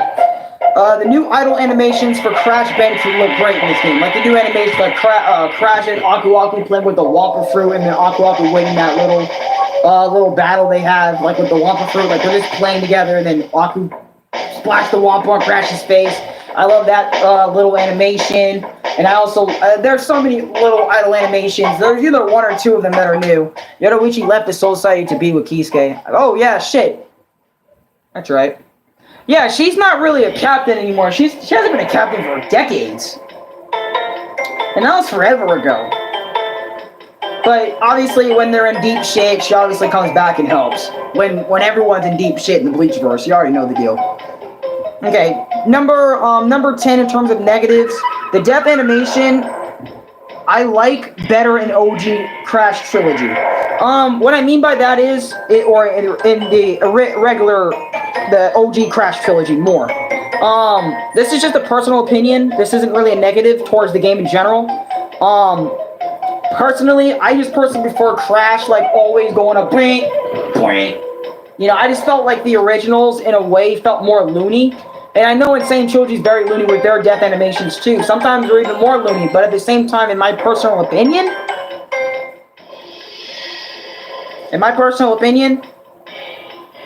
I really love the original. I know I'm saying original is better than Insane a lot in this video, or how I feel about original, you know, more than Insane a lot, which you'll get to and probably understand me more by the time we're done with this. Okay, number 11 in terms of positives, the Crash dance, even though they changed it in Insane Trilogy, it still looks so cool to look at, unlike Crash's dance in Crash 4.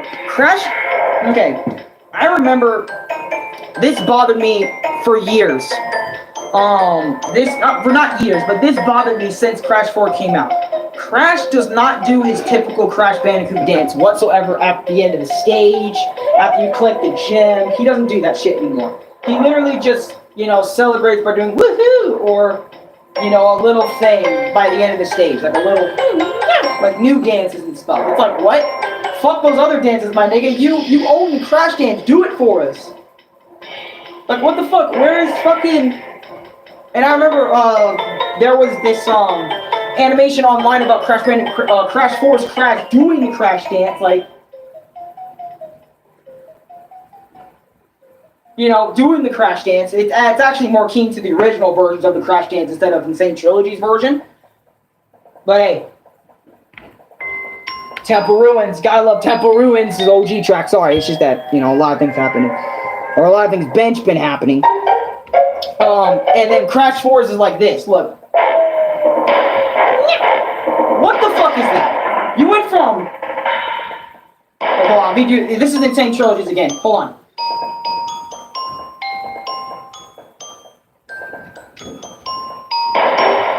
Biggie. And then this as well for the original, hold on.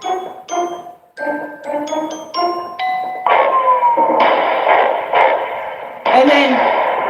You went from those to fucking this. What the fuck is that?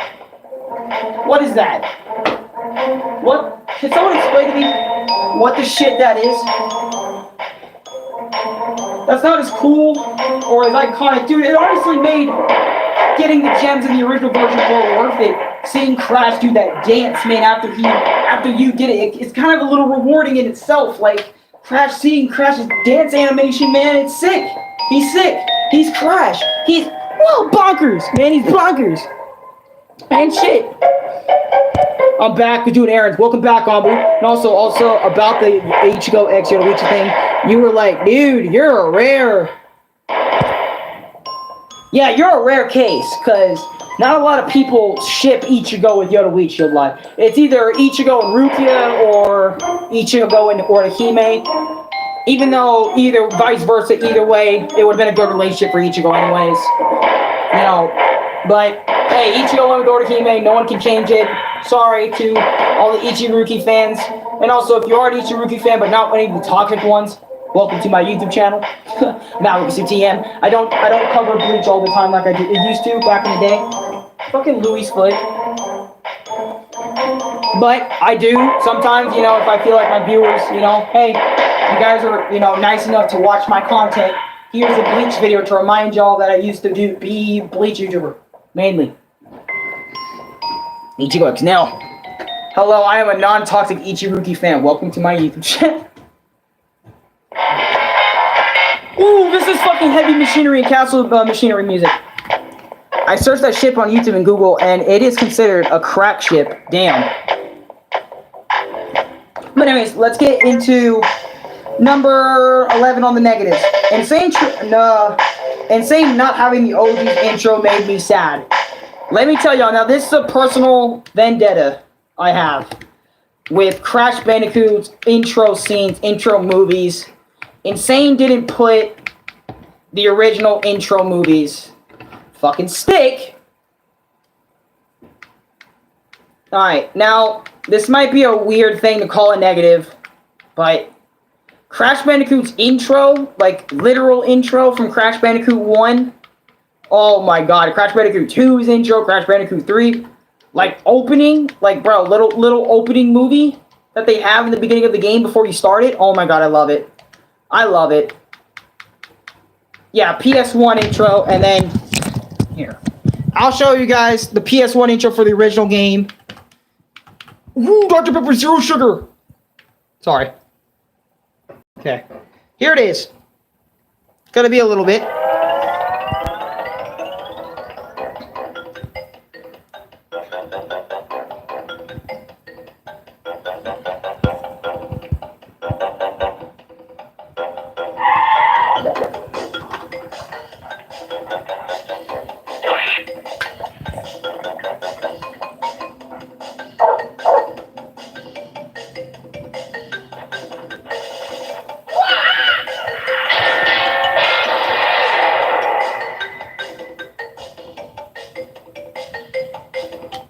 Okay, that was Crash 1's.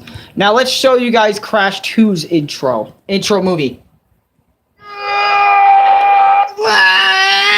No, that's not what I wanted to show you. I wanted to show you, like, startup intro. Yeah, startup intro. Yeah, y'all already know Crash Bandicoot 1's.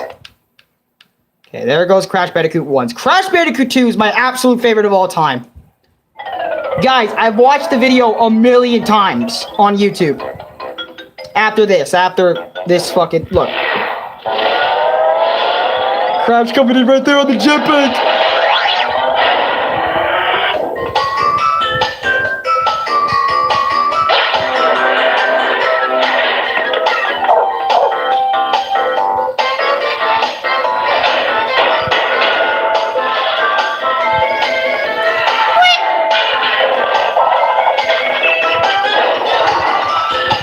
Crash Bandicoot 2. Vortex strikes back. Press start to begin. I'm sorry, I love Crash Bandicoot 2's opening theme so much. Here's Crash Bandicoot 3. Entertainment America Presents. a Universal Interactive Studios production. Created and developed by Naughty Dog.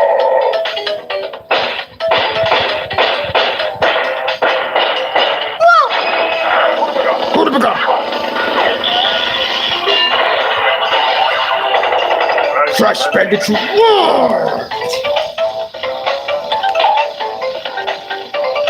I love it. I'm sorry. I love it. And then, bro, we gotta go to Crash 3. We gotta go to Crash 3 opening. Oh my god, bro. Bro, when Uka Uka gets introduced and shit. Uka Uka is free? No, it cannot be. Great evil has come. Bro, I love that opening segment so much. So fucking much. Here, Sane Trilogy's version of it is good too, but I prefer PlayStation 1. Sorry. Lucas, someone shipped Bowser and Peach so hard that they made art of what daughter from them would look like, and it's amazing. Oh my god.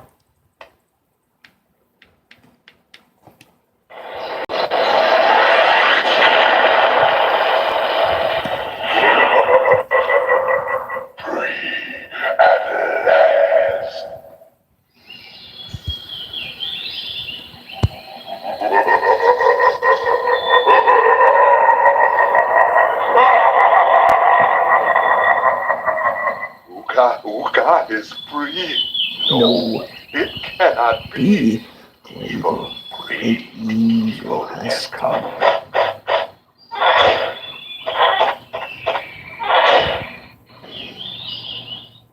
None have dared to fail to break Uka even once. But you, Cortex, you have failed me twice. Great Uka, it was that infernal Bandicoot! From deep inside my temple prison, I sent you simple instructions to follow. But you lost the gems. You lost the crystals. And I have lost my patience. There is now no other power source left on this planet. And no, we've had a few unfortunate setbacks and failed. But since your bumbling has managed to set me free, I am feeling generous. There is still a way for us to amass the power needed to enslave this miserable planet. And this time the great Uka will make sure that you do it right. After many eons, my evil twin, Uka, has been freed from his underground prison. Long ago, I locked him there to protect the world from his malice. Now, free once again, he must be stopped.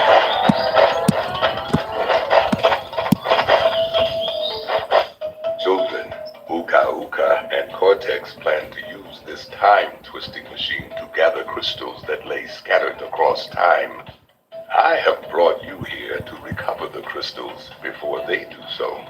To open the time portal, simply stand on a button and then jump into the portal. Good luck. Good luck. Guys, I shit y'all not. I love the shit out of that intro opening movie, guys. I have watched that. Uka is free?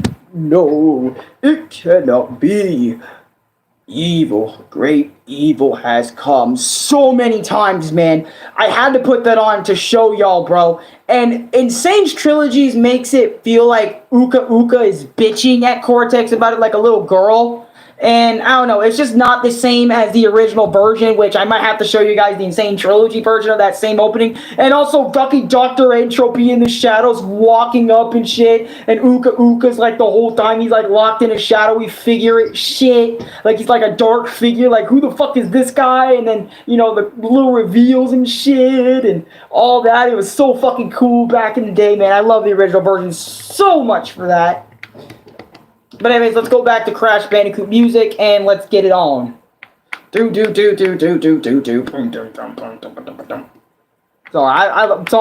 I love the shit out of Crash Bandicoot. To think Aku is Grimmy's voice actor from Grimmy's Adventures, yeah? Yeah. Nowadays he is. The original actor for Aku did pass away, Mel Winkler. Rest in peace, Mel Winkler. Rest in peace to you. You were a great voice actor. You were the great... honestly, he's probably my favorite voice of Aku. I mean, don't get me wrong, I love the current voice he has in Crash Bandicoot 4, but I really love the original Aku's voice a lot too, so... They both actors grew on me in terms of Aku. So that you guys know me, I've heard both versions. You know, I've heard both versions back to back, stuff like that. It goes way back with me. Number 11. Number 12. Cortex boss from Crash 2 is made longer in Insane Trilogy than the OG, and what is it? And shows when you can hit him, unlike the original. Okay, in the OG version, here's a fact.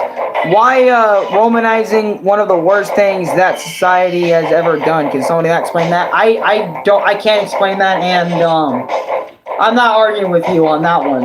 You have the right to ship anyone with anybody you want. I'm not gonna. Well, unless it's way out of pot. No, I'm just kidding. I won't get on you for that. You know, it's your own headcanon. It's your own shit.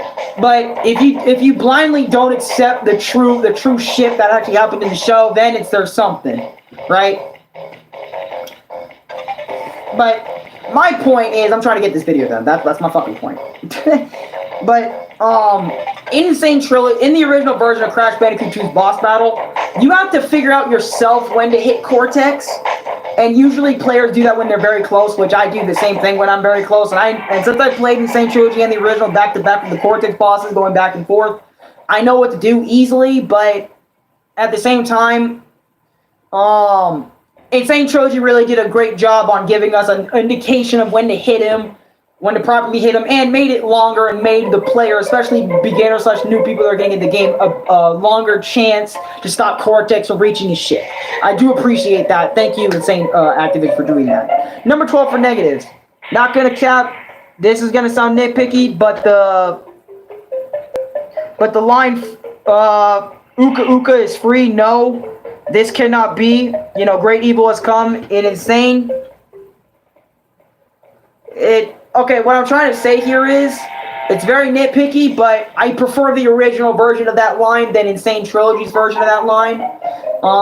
Insane Trilogy, you did a great, Insane Trilogy's Aku Aku voice actor did a great job voicing that, but I don't know, I just felt like when he did it during his first performance back, all the way back, just felt better to me. It just felt better to me, in my opinion. It just felt way more into it. You know, it just felt way more, because you guys literally just saw it. If y'all saw the Insane Trilogy version and compared it to that one, you know what? Okay, you know what? I'll show y'all Insane Trilogy's version of it. I'll show y'all Insane Trilogy's version of Crash Bandicoot 3's opening little segment bullshit. You know, opening. Insane Trilogy. Hold on. Crash 3. I'll show you guys what I'm talking about. Because it does sound like that they're bitching, he's bitching at Cortex, the whole fucking thing.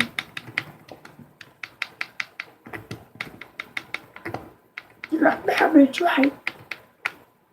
But they did do some scenes better, in my opinion, as well. So don't think I only just like the original better. So, okay. Here you go. Let me see. Yes, here it is. Okay. Crash Bandicoot 3 Warped Remastered Intro. Here we go. This holiday season, get 30%. Oh my god.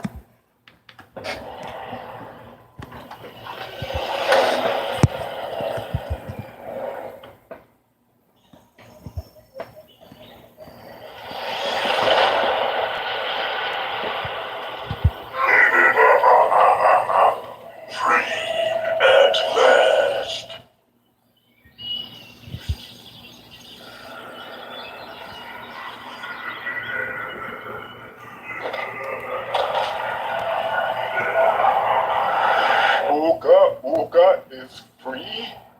No, it cannot be. Evil, great evil has come. I did like how they added that. None have dared fail the great Uka even once. But you, Cortex, you have failed me twice. Great Uka. It was that infernal bandicoot. From deep inside my gentle prison, I sent you simple instructions to follow. But you lost the gems, you lost the crystals, and I have lost my patience. See, it just sounds more bratty to me, bro. Like, actually going back and listening to this one more time for this video, it really sounds more like Uka Uka sounds like he's straining himself here. He's not like not even close to being as menacing as he was in the original version of the opening.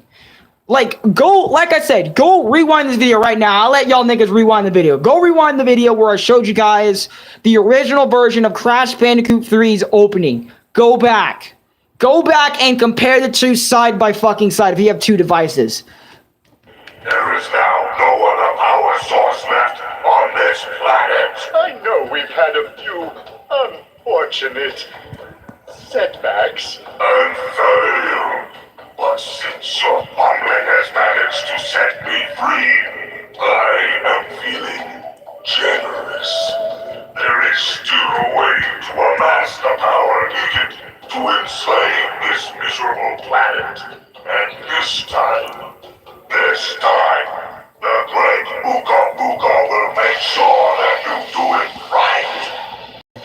See, I don't even like the fact that Trent, get me out of here. Get me out. I don't even like the fact Entropy came out of the portal, bro.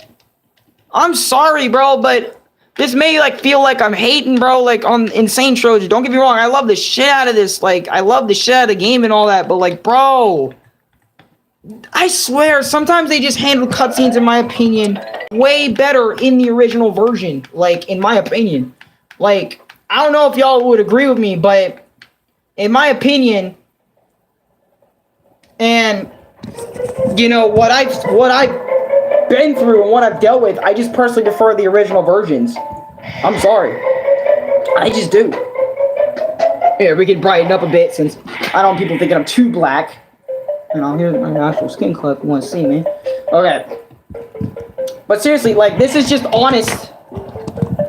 It's coming from the heart, bro. It's like, I just prefer what original did.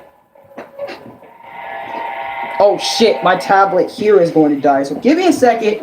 I'm gonna put this on the charger. We're still not done with the original Crash stuff, but I will be back for this part really quick. Okay. Like, what the shit, man? It's a whole thing with me.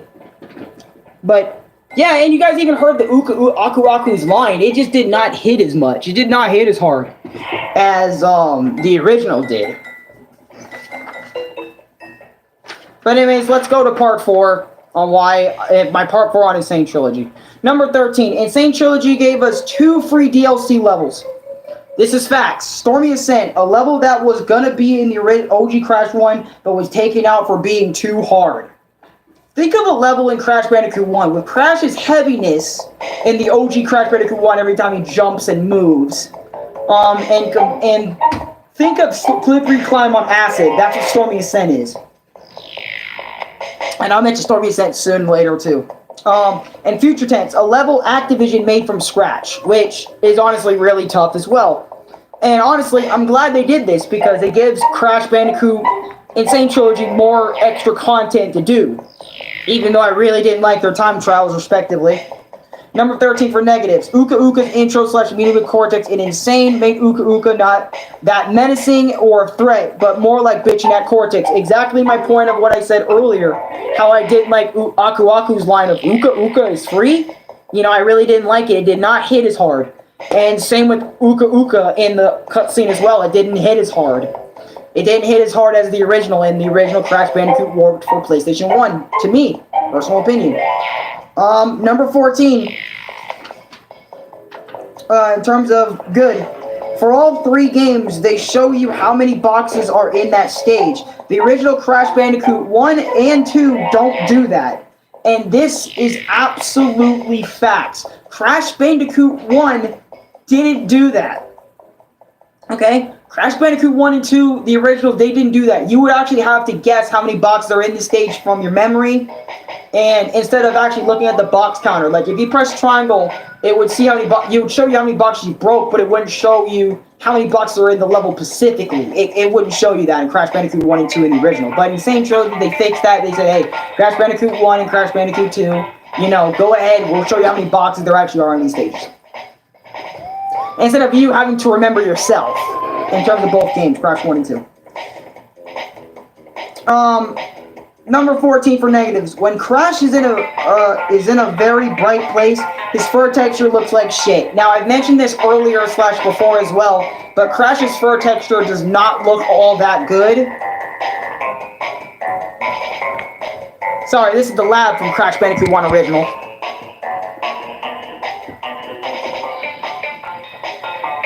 I don't know if you guys can hear it as loud as, you know, the other tracks, so.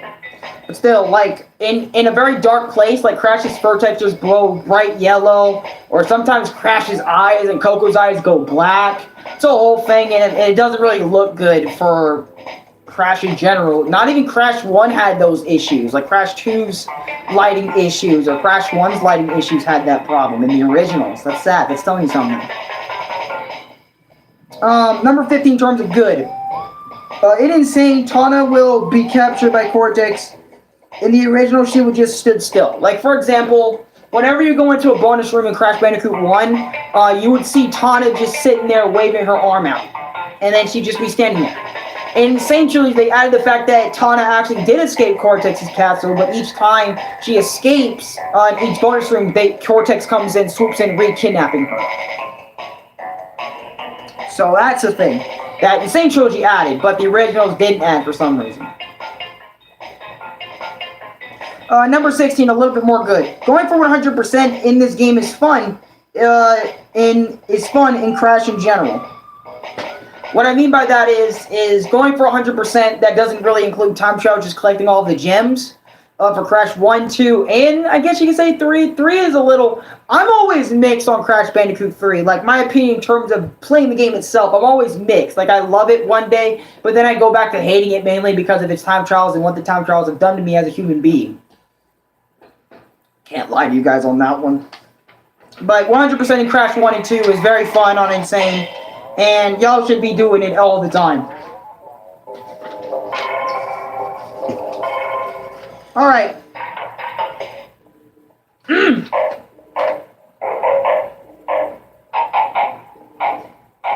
Number 15. After playing OG Crash 3, the airplane feels really fucking bad. And on top of that, that they expect you to figure out you have to go into settings to change vehicle controls to inverted to get better control. And even with those controls, the turning feels like ass and super slow compared to OG. This is another problem I have comparing when I went back to the two versions. I had an issue, a very bad issue with the plane levels. If you guys remember, like Bye Bye Blimps, Mad Bombers, etc., those levels were plane levels of Crash and you shooting down the blimps and the Bye Bye Blimps, and then Mad Bombers is you taking out other plane engines, aka other big fat red planes in the level. The plane control on the original feels so much faster, feels so much slicker than Insane's version, where it feels so much slower and clunkier to move around, and even in inverted and stuff like that, it still feels kind of wonky. All vehicles in Crash Bandicoot 3, even in the original, feel pretty wonky, but the fact that the planes in Insane, in my opinion, feel worse than they did it in the original is saying something. Number 17 for good. I like how Insane's version of the plane levels, the peeps who shoot you don't go batshit crazy on you like the OG version. That's something the OG version had a problem with. I felt like the niggas who shoot you in the plane in the OG version when I was doing the time trials for the original, like the OG version, holy shit, they're like fucking machine guns. They go, Crash is dead, like literally after 3 shots. Like Crash is getting fucking bodied. He's lower than 50% health. It was bullshit. I hated it. Thank God Sane Trilogy made that feel a little slower and made it a little less punishing in that regard. Number 18 in terms... Number 18. Aku Aku is just as smooth as ever. Just like his theme. Just like his... What the fuck? IV? Oh, just like his... just like his theme song. For example, I'm gonna put it on Insane Trilogy's... Here, give me a sec. Insane Trilogy's Aku Aku theme. Here, guys, I'm gonna put on Aku Aku theme for you guys. Yeah, invincibility theme for the original. Here, I'll put on Insane Trilogy's version of it, and then I'll put on the original. See which one you guys like more.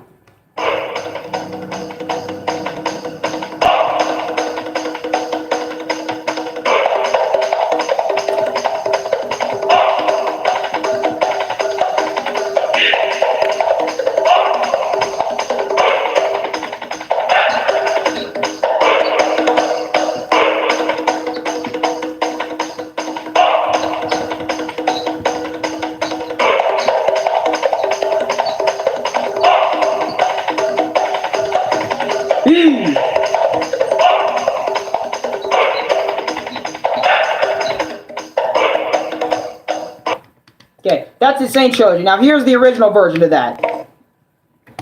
What have I got?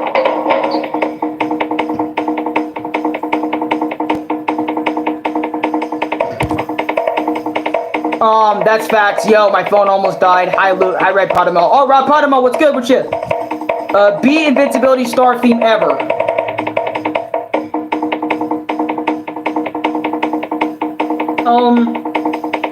I won't lie, that's fucking tough, yo. I can't lie. Mario has a lot of invincibility star themes, and it's crazy. It changes with each game. Like, Crash invincibility theme may beat one, but Mario just comes out again and he's like, wahoo! And just fucking beats the shit out of the... But seriously though, Crash Bandicoot's insane, you know... It's good as fuck. One of the best themes in the series. One of the best themes in the entire series. Cannot... Hands down. Okay. Whoo-wee! Not even done yet, guys. Not even done yet. With Crash Bandicoot's Insane Trilogy's music. We're not done yet. Y'all may thought we were done, but we ain't done.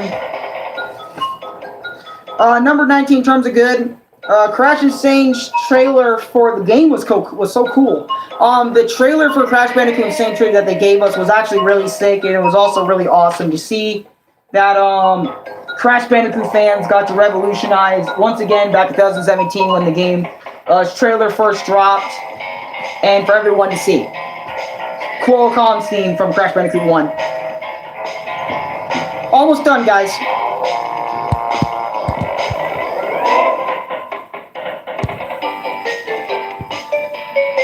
Sorry, I just love the music in here. Okay. Over the years of playing Crash Insane, or, you know, Crash Insane, I've gotten better and better at the game, to the point I could get some platinums way easier than before. But no matter how much I played the 3 games, over and over, there will always be that one thing that will always make me hate myself.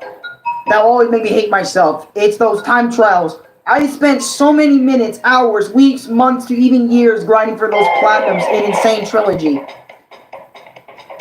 And when I finally did it, I platinumed every level in the trilogy. I went to the place that started it all. Started it all.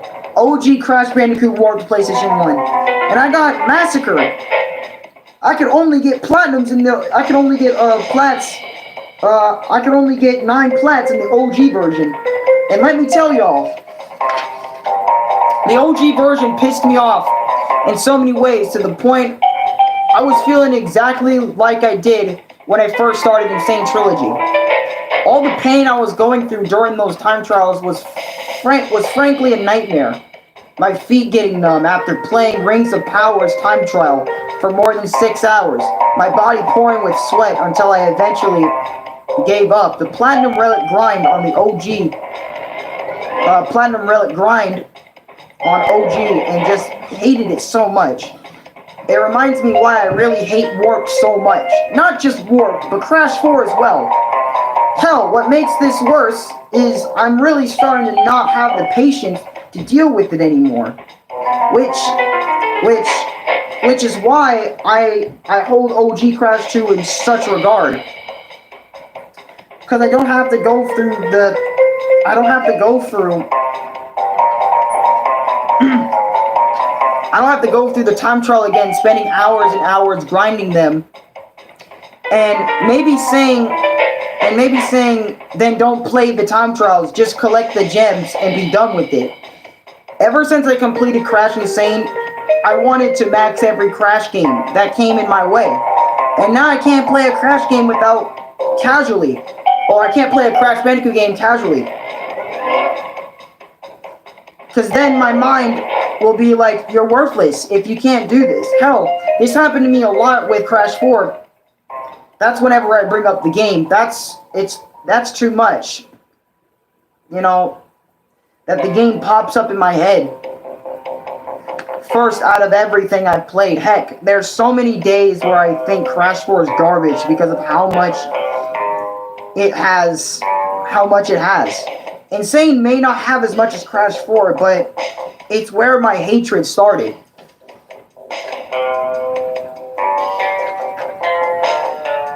It's where my hatred started. With Crash Bandicoot, and until the day I die, Crash's time trials from no matter what version of Warped, PAL version Europe, NTSC version USA, hell, even Japanese version of Warped, and Sane Trilogy's version that includes the time trials they added for Crash 1 and Crash 2. But I think you get my point. After all that, Crash always holds a special place in my heart. Love you, Crash, even if you make me insane. When Crash 5 comes out, y'all know I'm buying.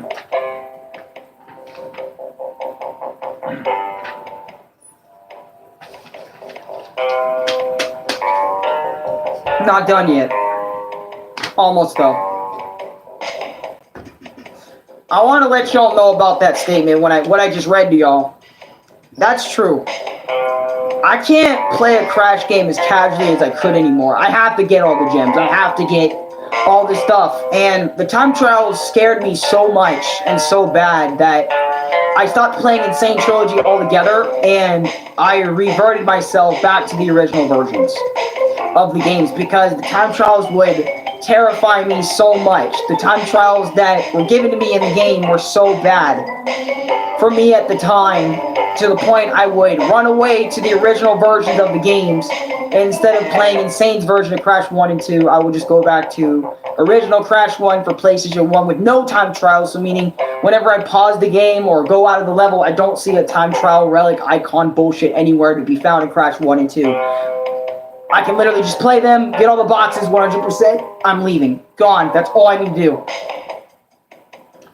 It got that bad, y'all.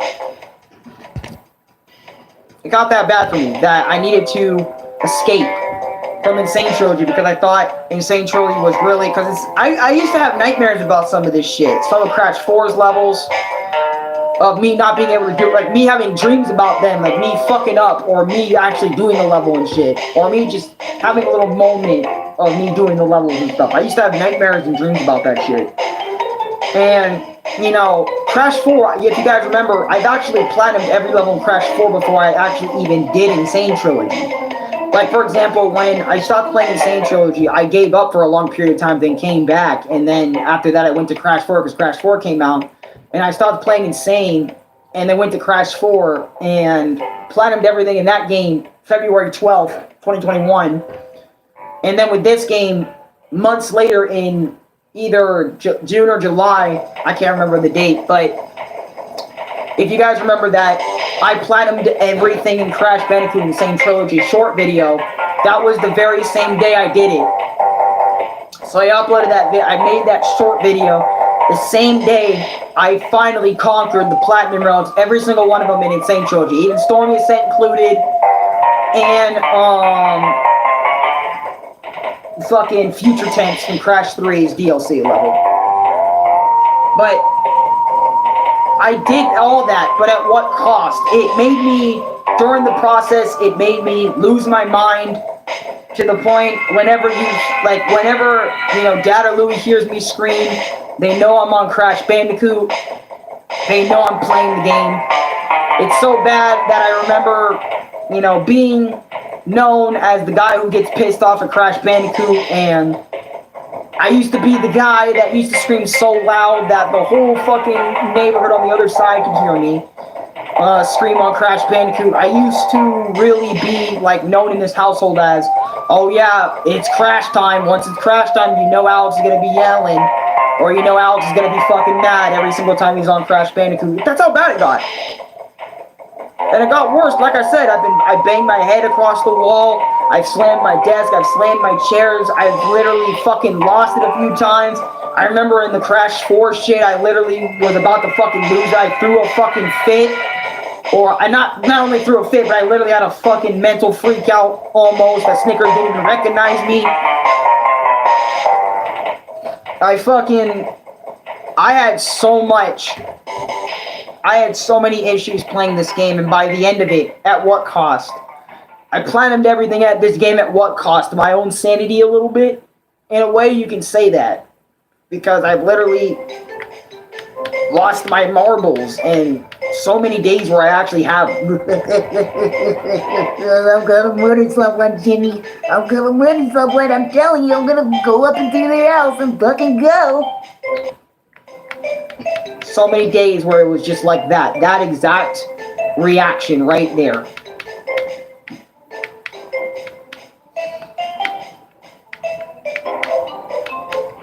I would have that reaction right there, that very same reaction. This is Crash Bandicoot 2, Snow Go, Snow Blitz / Color Crash music from original Crash 2.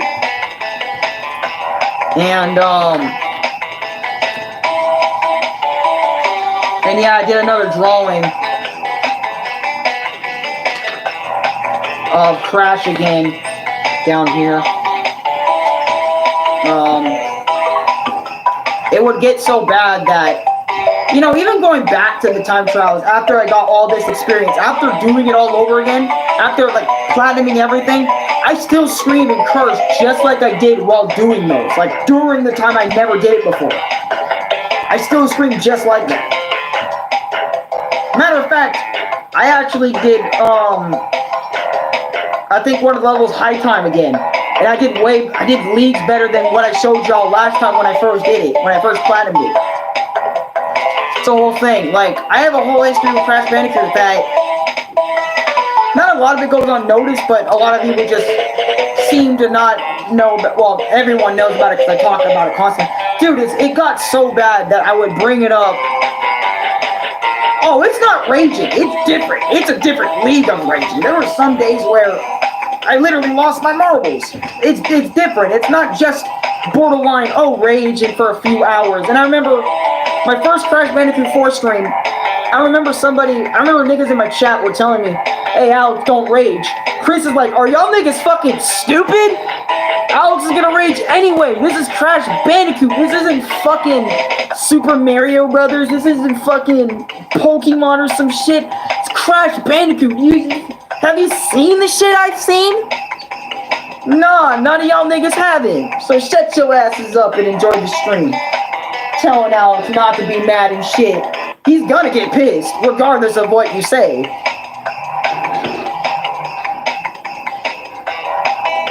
No cap. That's literally how it was. And I literally said, yep, Chris spreading facts, Chris saying facts, because not a soul on this planet. Bro, go back to my Crash 4 stream. Go back to those. How long I spent on like one of the first few levels of the game, trying to collect all the boxes. Huh? Go back to my Crash 4 stream, why don't you? Like my first and second one. See the rage over there. See how bad I can get over there. Go ahead. Oh, wait. Seriously. And another thing is, I remember people were telling me to calm down. You think I'm gonna calm down on a Crash game? Y'all clearly don't know me long enough then. Once I'm fucking mad at Crash, I'm gonna be mad at Crash. So, I actually do this shit. Yeah, I don't know, I think. Seriously, I just remember the times where Brian told me to calm down. I'm like, nigga, I'm not gonna fucking calm down. You play this shit. Seriously, it's like no one fucking understands. And it's like, I have to say this till the end of time, bro. You play Crash Bandicoot as good as I did. And if let's say this, right? Come back to me when you've platinumed everything in Sane Trilogy and Crash 4, then tell my ass to calm the fuck down. If you can beat it 9 times over on all save files, then tell me to calm down. Otherwise, do not tell me shit. I'm gonna be straight up with y'all. Do not tell me shit. If you have not completed the games like I have, do not tell me to calm down. Do not tell me shit that involves calming down until after I'm done with this session. And shit, sometimes I calm down on my own anyways, but still. Don't tell me that, because then I'll go off on you. Sometimes that shit just comes out uncontrollably. Like, I get uncontrollable if I'm pissed enough. But that's just the original sheets. I've lashed out. I think I've lashed out on Louie. I've lashed out on other people too. There's moments where I have lashed out on people over me not being able to do the shit. The whole thing. My controller was broken because I remember Dad was fucking laughing at me and shit. It was a whole thing. I didn't take that shit lightly. I low-key did it. Sheets the OG. Sheets the OG. That's what I'm saying. This is team racing. I don't know why the person that played put CTR, or even though we're not even fucking doing CTR. But I'm being honest. I'm being dead ass honest. If you haven't done the same shit I have, bare minimum, do not tell me to calm down. Do not tell me, hey bro, like chill, relax. Do not tell me that shit. Do not tell me. Don't tell me that shit. Just don't. And who knows, your Crash and Sane Trilogy experience might be completely different from mine. And for that, you know, I'll respect you. You know, I'll respect your experience, but also respect mine. But anyways, or, you know, try to understand a little bit about mine. You know, go back to the Crash videos because I've explained it in literally almost every single Crash video in little tidbits and segments and shit. I've mentioned it countless times, even back in my experience with the Crash Bandicoot series video. I've explained my pain, but my pain's far greater here than it was there. This is the Komodo brothers from Crash Bandicoot 2. Now, this is a little different. Now, this is for recommendations whenever someone ever asks me to, which Crash game you want me to get into. Which version of Crash would you recommend?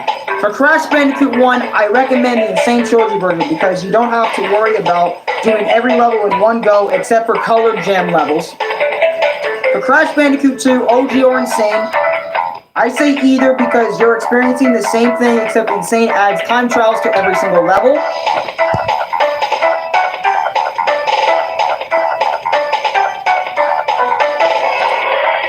What is it?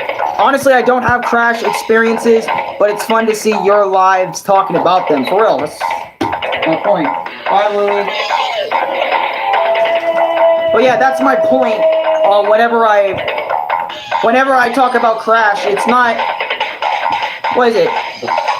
I talk about it because I feel like I need to a lot of the time. Regardless if it's a Crash stream or not, because I've literally been put through so much pressure. So many days where I'm sweating buckets, so many days where I'm losing my voice, so many days where it took months and weeks of practice, of rinse and repeat the same fucking thing to my point my jaw's hurting actually right now as we speak. Of just endlessly playing these levels and fucking failing and then finally getting the dub and leaving. It's insane. It's honestly insane. It's insane that I was able to break through a lot of that shit. And you know what? GG's, great stream. Hope you're doing well. Hey, gotta go. I'll see you later, Brendan. Thank you so much for staying as long as you did in the stream, bro. Appreciate it. Peace out, bro. But for Crash Bandicoot Warped, OG or Insane, whichever one you prefer. But in terms of time trials, I'd say Insane. So for example, if I asked you, if you asked me which one I would recommend, honestly, Crash 1 Insane Trilogy version. So buy Insane Trilogy for Crash 1. Crash 2 play either or. Crash 3 play either or. Insane or original version of Crash 2 and 3. Because they're basically the same, except for Insane Trilogy adds one extra level and one extra time trial to compared to the original, where there's just the original levels in the regular Crash 3. So that's that. Alright. Stream's 2 hours long.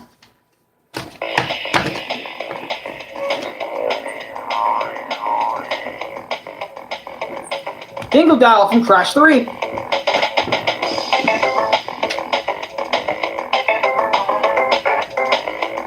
Now, I added one more thing. One more thing to the mix.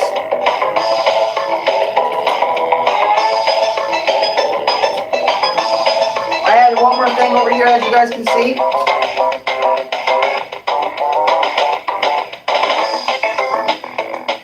Hold on, let me realign my papers over here, my experiences and stuff. Give me a second, y'all.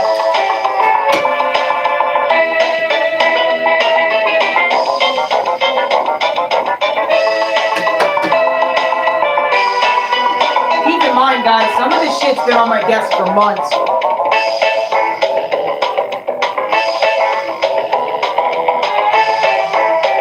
after that I got over here, and then right here, and then on that device here. The next few my experiences were on this device. Stuff like that. After, I think, Mario or something. But anyways, Platinum Relics that made me suffer an Insane Trilogy. I have them all here that includes my time trials on them. Like my actual Platinum times. And like the Platinum, and it's all for Insane. Not original, just Insane Trilogy. Insane Trilogy time relics and stuff like that. I have them all right here on my device. And also I have a lot of other my experiences in this thing. So there's even more. There may not be any more on my desk and my dresser and the red desk behind me, but there's a fuckload in here. So my experience ain't going anywhere anytime soon. Hell, even the ones on the desk aren't going anywhere anytime soon.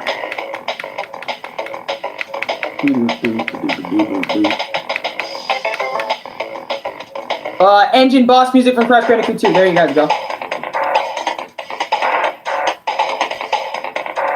Okay. Crash Insane Trilogy time trials that were an absolute nightmare to complete. Crash Bandicoot Warped, Hog Ride, Platinum time 3806, my time 3796. This one and I have a history together. If you remember seeing my live reaction to Crash Bandicoot, you probably remember Hog Ride, and how difficult it was. So I've actually went on the game myself and tried to re-platinum it earlier today. And I can get most of the level down, except for the last part, once again with that $3 police car and you have to drive through. So I can't consistently platinum it, but I've got the platinum once, which was that video clip y'all saw a long time ago, a few months back. This level's a bitch for me because that last part, and I can spend hours like just grinding that level out, and I can still have not platinumed it, even nowadays. So current me can do most of the level, but always fucks up near the end. And it's a very strict time limit, so I suggest don't platinum this one. But if you wanna get all the platinum relics, so you go ahead if you want to. You don't get any rewards for getting all the platinums anyway, but still. Crash Bandicoot 1, Stormy Ascent. This was an absolute fucking nightmare to platinum relic. Honest to God, this was a fucking nightmare. The fact that everything is so much faster than Slippery Climb, it's Slippery Climb on acid. And the platinum time is 3 minutes, 10 seconds exactly, spot on. If you're any slower than 3 minutes, 10, 1 or 2, you're not getting the platinum, you're getting gold. Etc. But if you get anything lower than 3 minutes, 10, it can be 3 minutes, 99999 across the board. You're safe. You got the platinum by like 1 second. So make sure when you're doing Stormy Ascent at all, boys and girls, get prepared to get fucked. Get prepared to sit there for fucking hours just like Hog Ride. I'm telling you guys, from my experience, I sat there for hours trying to actually beat this shit. I'm telling you, I spent days trying to beat this shit, man. It's fucking horrid. If you guys want to try it, go try it. I suggest you guys do everything in Crash 1 before you even attempt Stormy Ascent's time trial. I suggest you even get a feel for the level regularly, normally, before you even attempt the time trial this one. And let me tell you guys, even just going back to Stormy Ascent and doing the time trial and just thinking about it already gave me PTSD of the first time I did it. So, Crash Bandicoot 1, The Lab. The lab is tough for one reason and one reason only. The electric fences that you have to either jump over or wait 3 turns. I can't jump over the electric fences consistently, and I've only done the Platinum Relic once. But the Platinum time in general was 44 seconds 92. My time was 44:57. So you guys can see I barely scraped it by about 20-30 seconds. And this one was a bitch because of the electric fences and how much they're in this level. And oh my god, the level is so linear and the platforms are so linear too and shit. It's ridiculous. Crash Bandicoot 1 Generator Rooms. Generator Rooms Platinum Relic is absolutely fucking horrible. I hate this level from beginning to end. Its platinum time is 59 seconds 72. My time was 59:38. So you guys can tell with a lot of these Crash 1 Platinum roads, it's like a wait and go type deal with a lot of the levels. By the way, this is Boulder Dash, or not Boulder Dash, Crash Dash, Crash Crush, and Unbearables. Crash Bandicoot 2's music. OG, by the way, not fucking Sane Trilogies. Generator room, again, it's such a bitch. Like I said, Crash 1 wasn't built for Platinum Relicing, but the fact that you have to be so precise with each and every single movement in this level pisses me off. Crash Bandicoot Sunset Vista, fuck this level in its asshole. I hate the shit out of this level, how long it drags out. That's probably the one Crash Bandicoot 1 level that really fucking drags, other than dragging out from Crash 4. Platinum time for this one is 3 minutes, 41 seconds, 85 milliseconds. My time was 3 minutes, 15 seconds, and 38 milliseconds. That's what my time was for Sunset Vista Platinum Relic.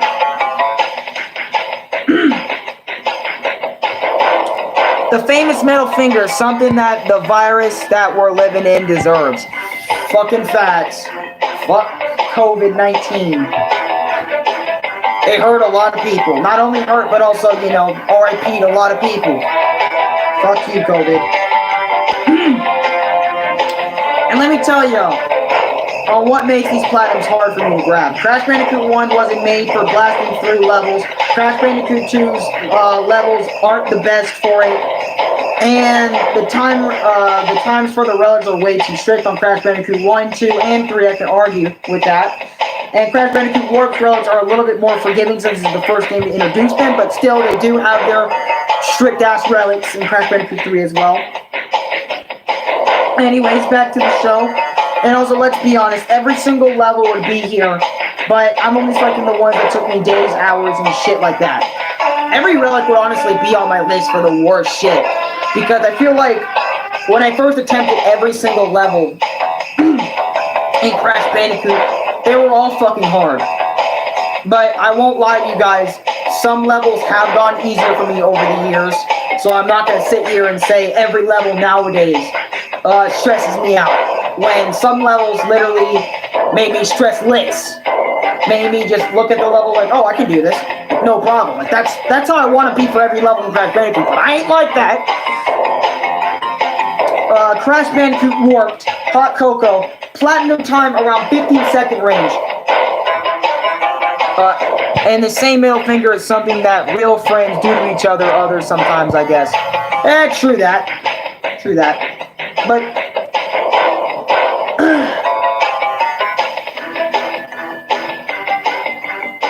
sorry guys, I'm just fucking Hot Cocoa. I mentioned this before, but Hot Cocoa's time traveling in Sane Trilogy 15-second range is bullshit compared to its 55 seconds that it actually was in the original. I don't know why, but they should keep the platinum times for the most part relatively the same to each other. You would think they do that. Nope. And Sane Trilogy changes some here and there. And some are the same. Platinum Relic is literally speedrunning, which is hell. Yeah, hell. You can say it ruined a portion of my life. In a way, you can say that, because it's like, you know, dealing with Crash Bandicoot 1, dealing with Crash Bandicoot 2, dealing with Crash Bandicoot 3, dealing with Crash Team Racing Nitro Fuel, dealing with Crash Bandicoot 4's time shit. Even though I don't do Team Racing all that often, it's still a bitch to even do. Like, I remember I hated Racing Entropy for a little bit. I still kind of hate Racing Entropy a little bit in Team Racing, but we're not here talking about Team Racing. Here, let's listen to Turtle Woods. I feel like 4 is the worst. Holy fuck, you don't even know. No, holy fuck, you don't even know.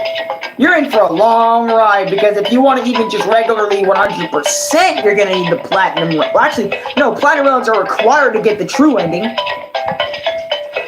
So at least they mean something, but at the same time, why the fuck is it not gold for the true ending?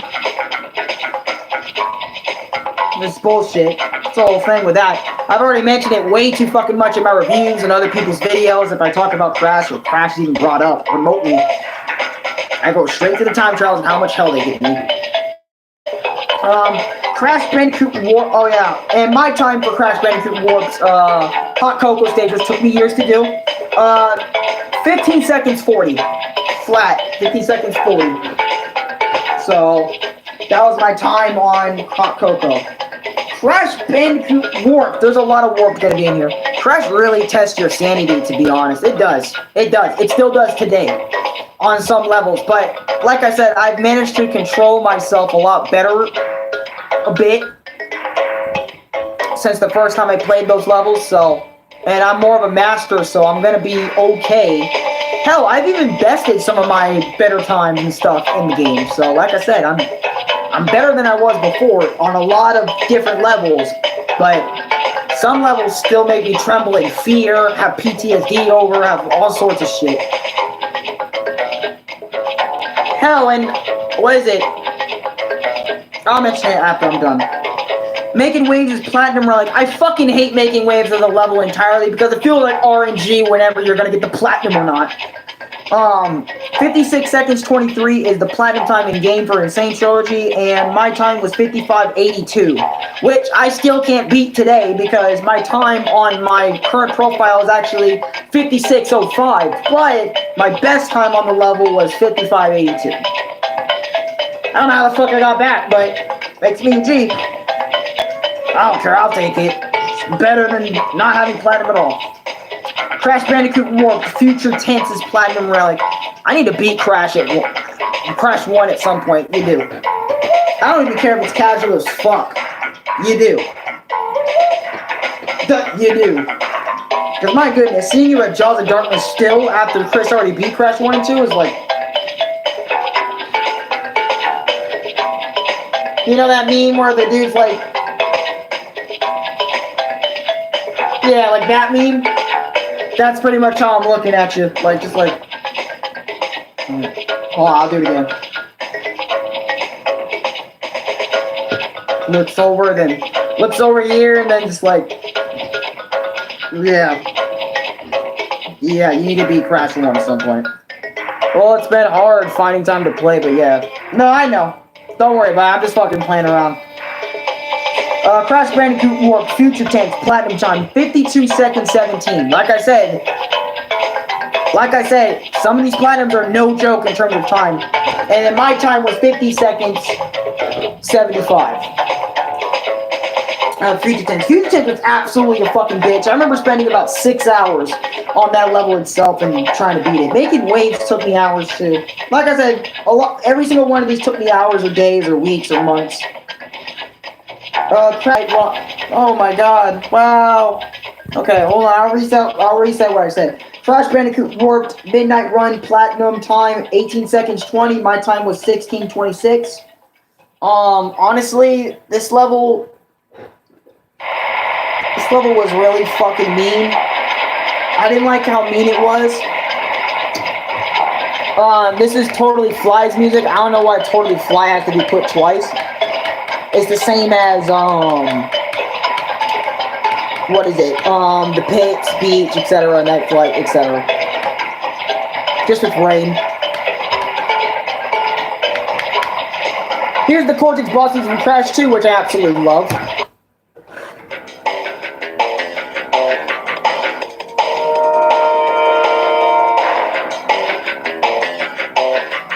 Oh god, that was a bitch. I just remembered his problems out there yesterday. Crash Bandicoot Warped High Times Platinum Relic.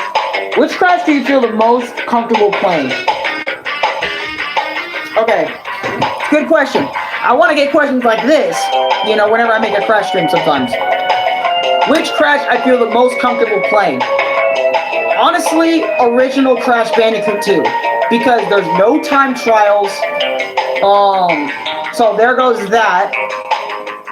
There's still the struggle of collecting all the boxes and the jetpack controls and all that crap, but that's minor crap, and I can get over that rather quickly. Well, not get over rather quickly, because every time I do get on the game, it does feel very clunky. Other than those small problems, I would probably have to say, yeah, like Crash 2, original Crash 2 on PlayStation 1. I do feel the most comfortable with, but I also feel really comfortable with Insane Trilogy's Crash 2 whenever the time trials are not a thing. which they are a thing regardless if I see, like, regardless. So, what I feel most comfortable with, probably Crash Bandicoot 2 for PlayStation 1. But another thing is, I just remember that the boulders in the original Crash Bandicoot 2, actually I didn't write this down, but in Sane Trilogy, you did a good thing and made the boulders not much of a problem. Because in in the original Crash Bandicoot 1 and 2, they made the boulders stupid fast and literally, like, on par with you 90% of the time. So, like, if you miss one box, you know, in either version, you're fucked. Or let's say this in Crash 1, if you misstep once, you're fucking dead. You have to restart. So think of a 100% box run, and you fucked it because you misjumped, or for example, you misjumped on the platform, or you jumped on it wrong, or the boulder's just too fast. Like, it's really that fast in the original 2 Crash games. But Insane Trilogy made them not even a fucking problem. So you can play Insane Trilogy's versions and be just fine. But I'd probably argue Crash 2.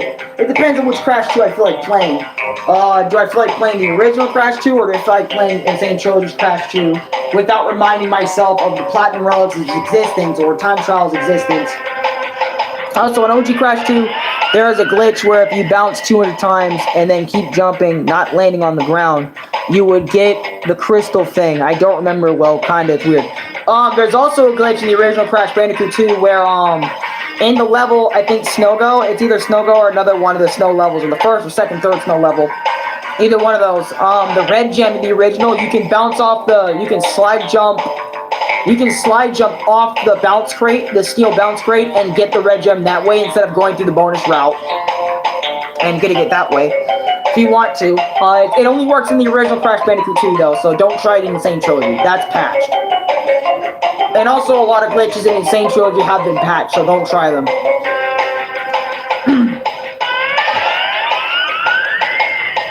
But High Time. Everyone knows my history with High Time. If you're Chris and Dave, you definitely know. Like I said, ask Chris, ask Dave, ask Louie about my Crash Bandicoot history. They'll tell you, yeah, this motherfucker be screaming on Crash Bandicoot like his life depends on it. Every single time.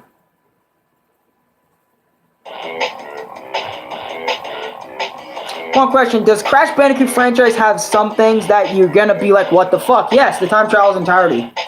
Why the fuck are they here?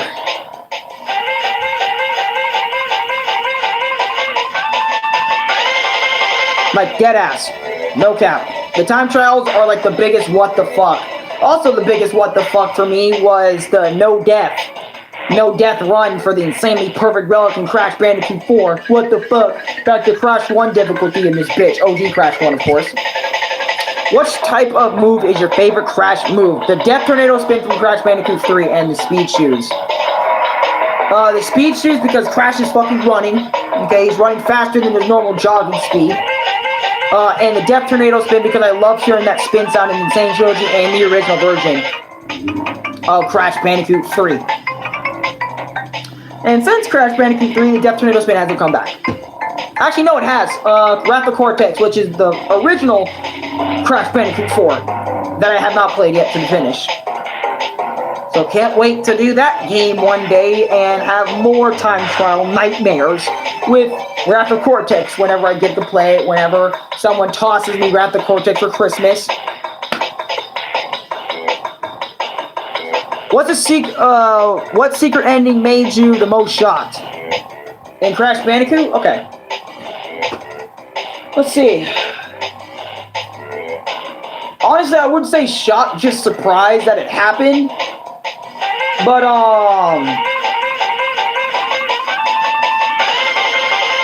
shocked. Like, what Crash ending made me shocked? Shocked that I did it? I'd probably say all of them, but Crash Bandicoot 4 has the worst 106 ending out of the entire series. Not even worth watching. Not even worth getting, actually. The 100% ending is actually leagues better than the 106 ending for Crash Bandicoot 4. Crash Bandicoot 4, all they give you is a 5-second cutscene with Uka Uka confirming he's alive. That's it, and that's it. That's it. That's all they got. And it's bullshit, stupid. But the ending that made me most shocked is probably maybe Crash 2. Like when I collected all the gems. I don't know. Shocked is a strong word. But I'd probably say all of them except 4, really. Crash 1 through 3. They made me the most shocked because I actually fucking did it. I did the games.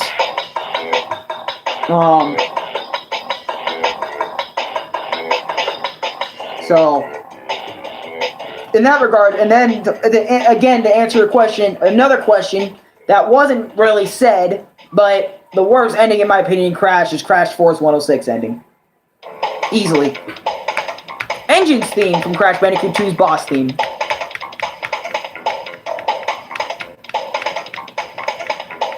I kind of want to get the Crash 3 music already. No, I'm just kidding. We already heard Tiny Tiger.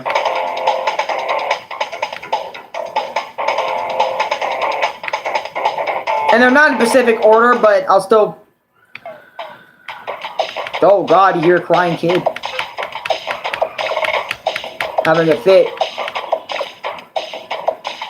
That was me on Crash Bandicoot 4, man, I'm telling you. I don't know if y'all hear that, but if y'all do... That was me on Crash Bandicoot 4, man. What Crash game do you think have the best world hub? Oh.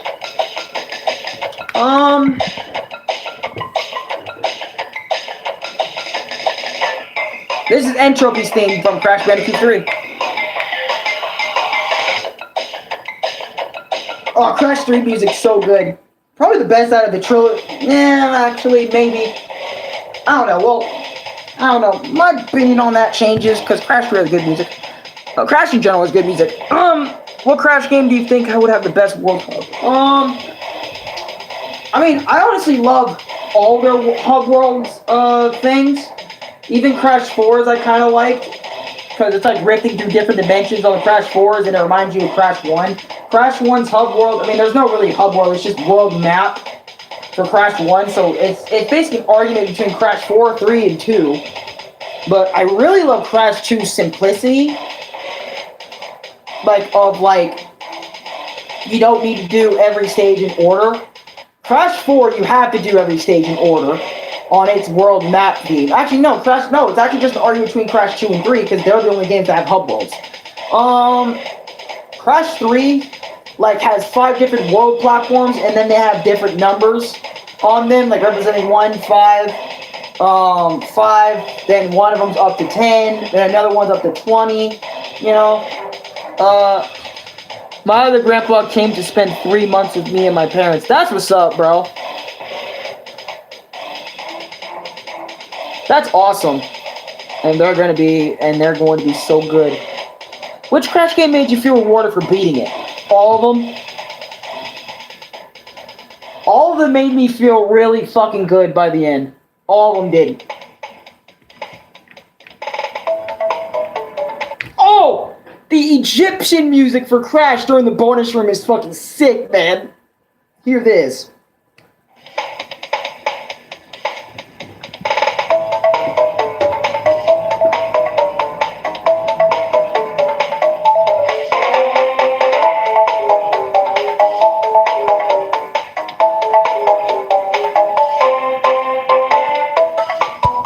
Oh God.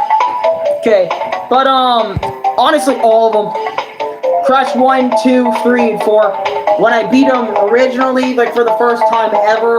When I beat Crash 1 originally for the first time ever. When I beat Crash 2 for the first time ever. When I beat Crash 3 for the first time ever. When I platinumed every single thing in the game on all 3 of them, made me feel really rewarded. When I finally beat Crash Bandicoot 4, 100%ed, and then when I 106 the game, I actually felt cheated, but also fucking happy that I actually 106, meaning I could brag to all my friends that I actually fucking did it, and on my YouTube channel, which I did. So in a way, you can say I was very proud of all my achievements, and Tomb of Time, one of my favorite tracks in the entire game. Holy shit.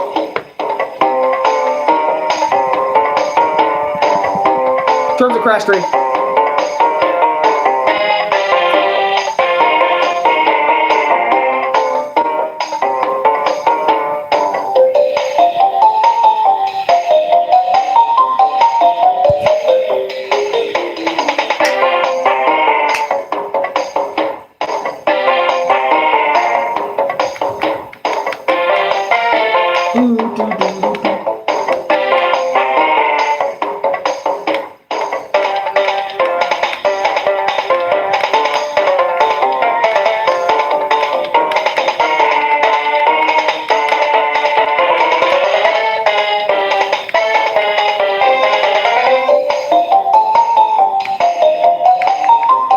Okay, you know what? I guess fine. I'll put on Sane Trilogy one more time.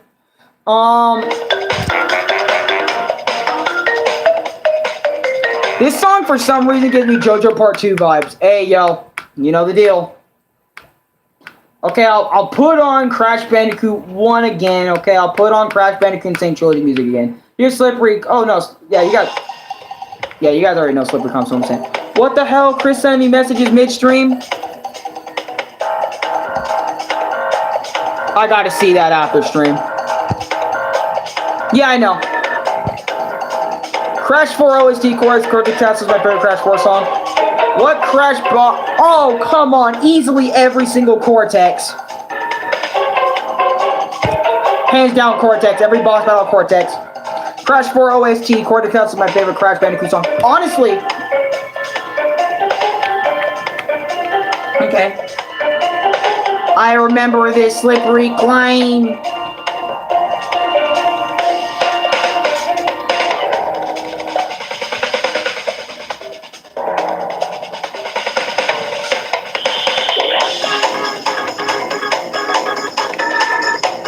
And like I said, some tracks they did do better here than they did in the original. But, like I said, I'm a sucker for the original stuff.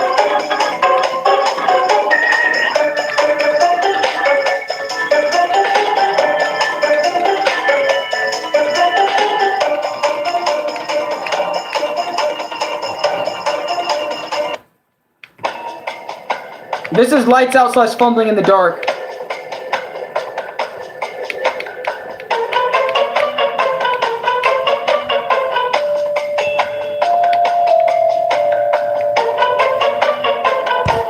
Oh god, PTSD. Hey man, I used to get that too, man. With Slippery Climb. I have a joke. What does Cell like to do on his free time? Talking to his oh my god, that's right. Talking to his android. Oh god, I get it because he absorbed Android 1718. Nitrous Brios in this game, holy shit, it was improved. What the shit? Hear it out.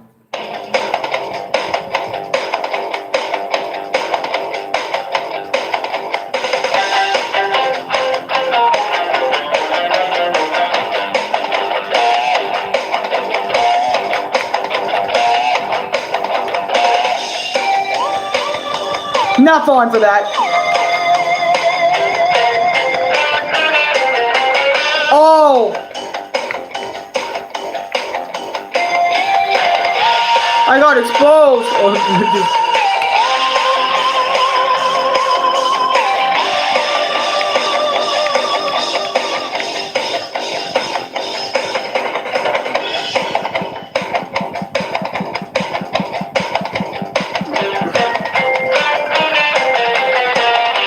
Oh god.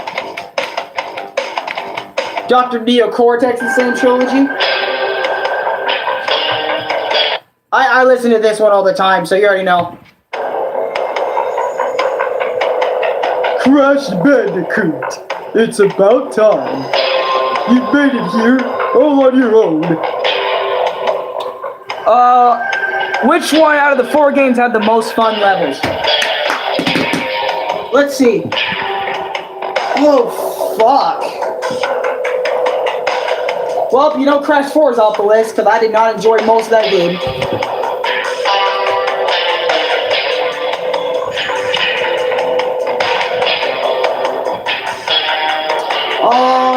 Shit.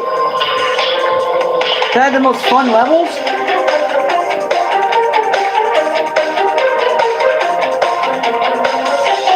Maybe Crash 2. Honestly. It's Crash 2, Alex. Crash 2, Crash 2, Crash.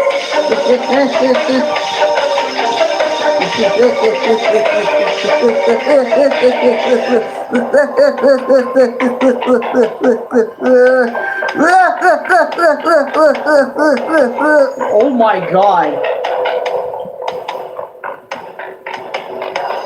With Crash 3, easily. Crash 3's Neo Cortex boss fight with Uka Aku Aku shooting laser beams and fucking clashing each other in the same room. Cortex is trying to fight Crash. easily best boss fight between Cortex and Crash, in my opinion. And hopefully in Crash Bandicoot 5, if they make one, if they make the next Crash Bandicoot platforming game, Uka Uka will come back as the main villain with a bunch of new bad guys instead of just like one. And Entropy isn't the fucking false ass main focus.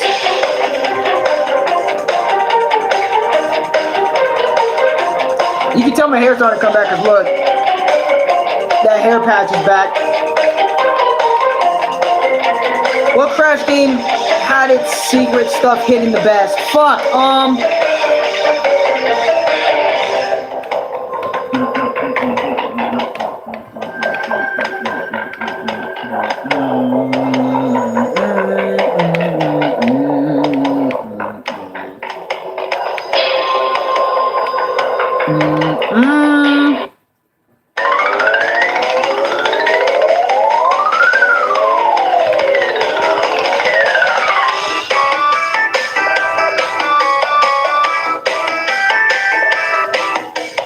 Hey, Crash Bandicoot 2 is the best one in the book.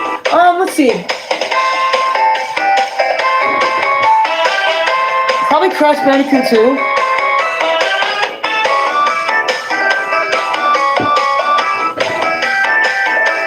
He is, isn't he?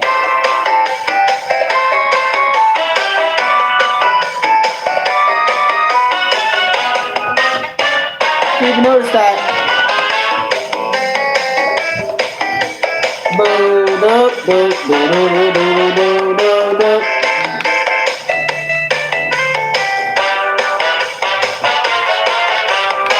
Warp room.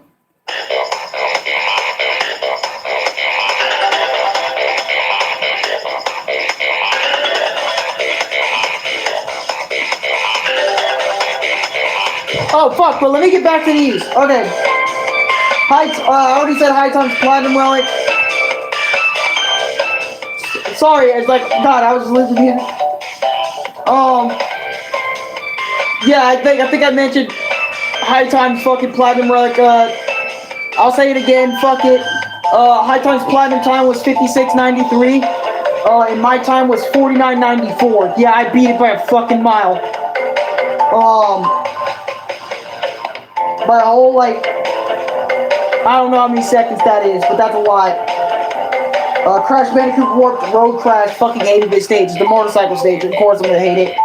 Platinum time is 1 minute, 23 seconds, 10, like some of the Boulder levels from Crash 2. And my time on it was 1 minute, 22 seconds, 88. Sphinxinator can suck my dick. This Platinum time was 56.15, my time was 55.15. Crash Bandicoot, Crash Bandicoot Warped. So I'll read that question here in a minute, or comment. Bye Bye Blimps. Platinum time 31.50. My time was 31.19. Fuck this stage. I hated the shit out of Bye Bye Blimps because shooting shit in a matter of only 30 seconds is so pressuring. It's not even ridiculous, and it's very strict. Crash Bandicoot Warped Tail No Tails Platinum Run is very strict too. Platinum time is 1 minute 15 seconds 23. My time was 1 minute 14.35. Crash Bandicoot Warped Gone Tomorrow Platinum time is 1 minute 2 second 10 millisecond. That was the Platinum time. My time was 1 minute 1 second 77 milliseconds. Orange Assault made me break my TV at first, but its Platinum time was 1 minute 23 seconds 80 milliseconds. My time was 1 minute 21.34 milliseconds. Crash Bandicoot Warped again. Mad Bombers Platinum time, another fucking plane level. The time trial was 58 seconds 13 milliseconds. My time was 55.19. I listen to Crash for a Quarter Castle a lot for some reason. Seriously? Here. I'll show you my... Okay, here's my favorite song from Crash Bandicoot 4 for people that want to know. Also, it's not like every single track is absolute dog shit in Crash Bandicoot 4. It's just most of them are. Most of them really are. Like, they're just not not even close to what Crash previously had, and that's honestly sad as fuck. Cortex Castle, Dr. Neo Cortex's first boss music's alright.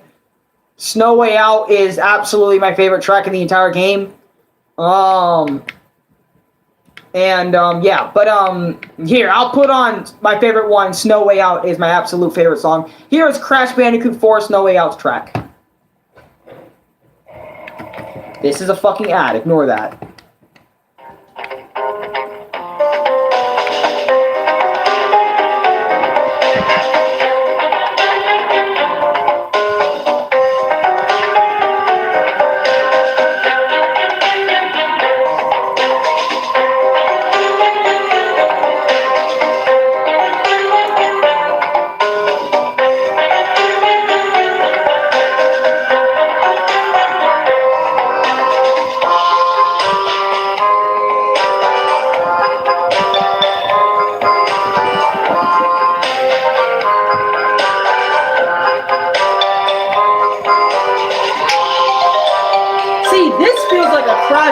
Level theme. This feels like a Crash 4 track. Snow Way Out for me is actually really good. I love Snow Way Out.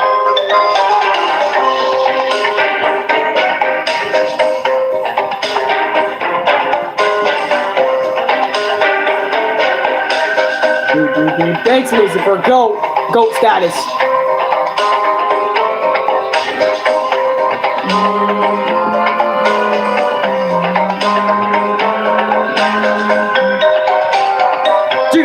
Cortex's version. Cortex's version of Snow Way Out in Crash 4 is actually like... Bro, honestly, Cortex just makes a lot of the music sound way better than what it already is, honestly.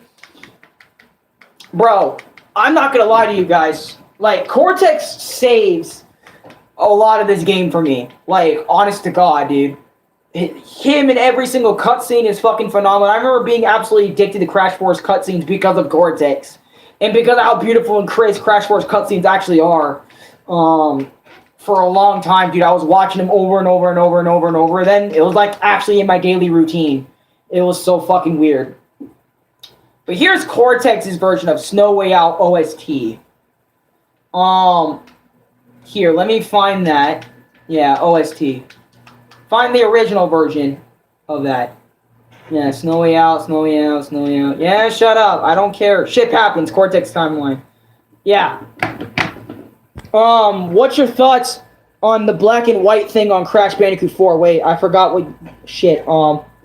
Black and white thing on Crash Bandicoot 4. Black and white? What the fuck? What do you mean? You have to emphasize, because I don't...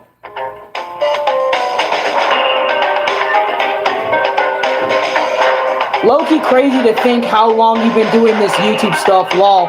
You're still grinding respect. See, that's what I'm saying, bro. I remember, oh,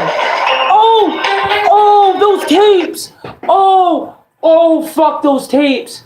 Oh my God, I know exactly what you're talking about now. Ooh.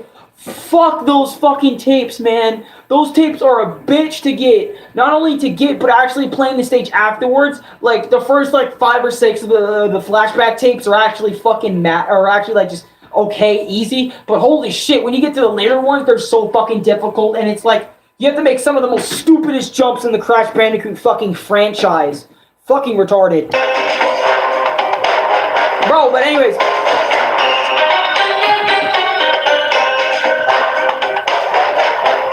What are you doing here? Alright. Don't worry, guys. Alex gets way more positive from this on out.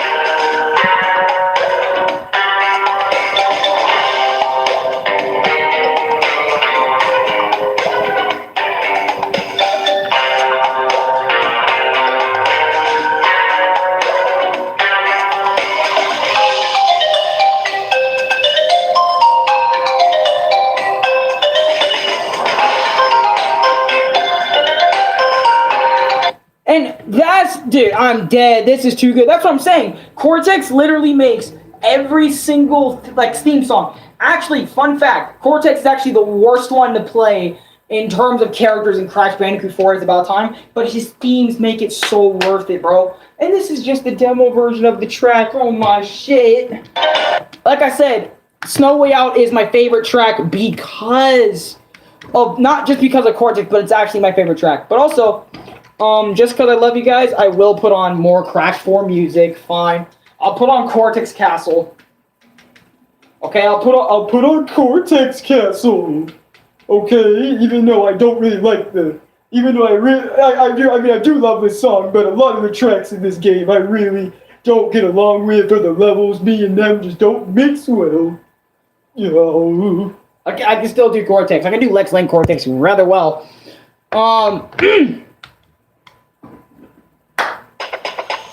Fucking Oreo ad, get out of my face! What's up with advertisements, man? There you go.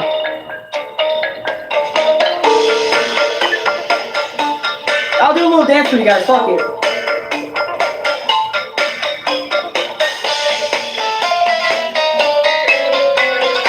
I tried to, like, my hit game is not as good as I thought it was. But, hey. Hey, hey, hey, hey, hey, hey, hey, hey, bro, oh my god. My fucking hit game. Random dance, let's go. Low-key, been thinking about saving money, start a whole new setup, starting streaming, doing YouTube, not sure at all. Hey, bro, the thing is about YouTube, you can come back at any time, honestly.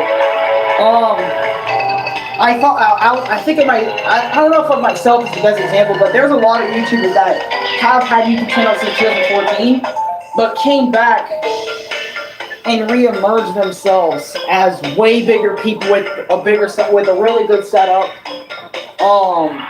with everything, right, that they wanted, and they're doing better than ever. And I'm not trying to say the setup guarantees that success, but it helps a lot. Because one, you know, people nowadays don't like fucking 380p quality gameplay. You know, people like that crisp 1080p, 60 frames per second every single where in the video. You know, niggas say hi. The music in the background of the videos is why I started doing music in the background of my Experince videos, stuff like that to make it stay more interesting and fresh. Oh, wait, hold on, no, I don't want, hold on, wait, no, I don't, oh, fuck, that's strange shit, fuck it, whatever. I don't know why, bro, that reminded me of the fucking dance, that fucking Animal Crossing zone video of that chick not dancing, that fucking meme that's been going around, dude. That's what it reminded me of. I was like, oh, wait, hold on a minute. But we gotta go back to the real shit now, okay? We gotta go back to Crash 3. Sure, you know what I'm saying? Yeah, the other kind of, yeah, you know exactly what I'm talking about. That's why I was like, whoa, hold on a minute. Oh, great. Now a random nigga might just sit there and be like, hold on, that's a clip opportunity, Alex. Hey, yo, can you put this on your channel? Like, no, seriously, can you use this for a video clip so I can, you know, do that? Because I swear to God, thank God I don't have any viewers like that. Are y'all any one of those type of people? Please tell me you're not. Y'all clean, right? God. I don't want to have any of those viewers, bro. I really don't. I really don't want to have one of those viewers that are, like, super crazy about me and shit, you know, because those viewers are scary, bro. You know what I'm saying? Like, they do all sorts of shit, bro. Like, I'm not gonna count, bro. I bet people will make clips out of you doing that dance, I guess. Bro, fuck, I'll fucking do it. I'll fucking do the clip. I'll just do a clip. It's like, and then it's like the clip of look at Alex go. Just look at Alex go, bro. Just look at Alex go. Alex go doing the dance, bro. Alex goes, fucking hell. Can't believe I just did that dance. Bro, that's what I'm saying, bro. Whenever people come on my live streams, I always do the wackiest, wonkiest shit, bro. Tell y'all niggas. But anyways, as I was saying about that grind,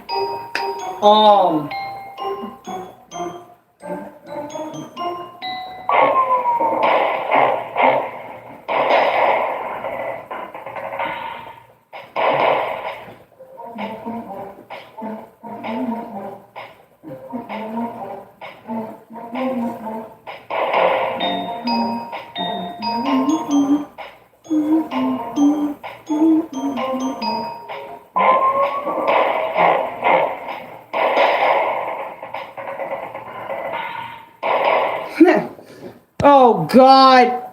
Crash 1, you already know I had to put it on. I love Crash 1.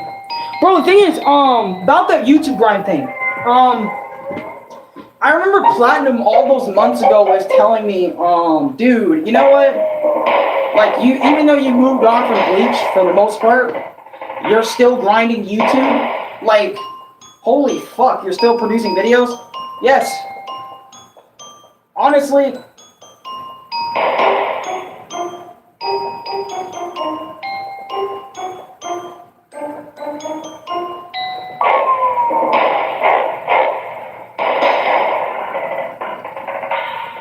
Okay. What? Jesus Christ, bro, what? Come on, bro. I still remember the days where fucking people would actually get ass shots at me, bro, like where I'm actually turned around, and then people would be like, yes, Alex, the beauty sheets, bro. I had people like that in there back in the day, bro. Lucifer, I think you're one of them, bro. Oh, God. Nah, no need to expose, bro. I'ma train them hips, JK. But yeah, Orange, yeah, Mad Bomber. Ski Crazed, yeah. Ski Crazed, my platinum time on, not my platinum time, but the platinum time is 36:30. My time was 35:11. Crash Bandicoot Warped Ring of Power. Rings of Power was fucking horrible. I still remember the days where I would sit, it was bad. It was bad. Rings of Power was really fucking bad. It's a plane level, but a racing plane level. And the platinum time is 1 minute, 1 second, 73. Can we hear 10 favorite Crash OSTs? Yes. I will get some of my favorite Crash Bandicoot OSTs in here. Okay. I got y'all. Okay. Favorite Crash Bandicoot OSTs. Okay, shit. I got y'all. After this, I got y'all. Rings of Power. My time was 1 minute 45. All I want to say is if Goku and Vegeta were bald, their names would be Balkoob and Baljeeta. Oh my god. Rings of Power, yeah, my time was 1 minute 45 exactly. Hanging Out was absolutely a douchebag. This time trial was 56:23. My time was 55:36. Very, very strict. Cold Hard Crash was 1 minute 35:99 for the platinum time. My time was 1 minute 33 seconds. 1 minute 33 seconds, 33 milliseconds exactly. B Having's time, platinum time was 1 minute 13:42. My time was 1 minute 12:83 on that one. Rocket was an absolute douchebag and it was very scummy, but I got it done. 53:44 was the platinum time for it, and my time was 48:37. Alright. These are just the ones that took me hours and days, but my favorite OSTs. Because, bro, I have a lot from, like, Crash 3, just not, like, in a specific order. Like, low-key, I even love the intro themes and count them as separate themes in themselves and shit. But one of my absolute favorites, and I think is either 3 or 4.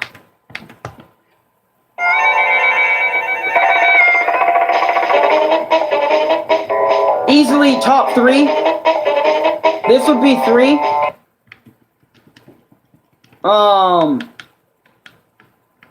If I had to do a top 3 real quick, Hog Wild,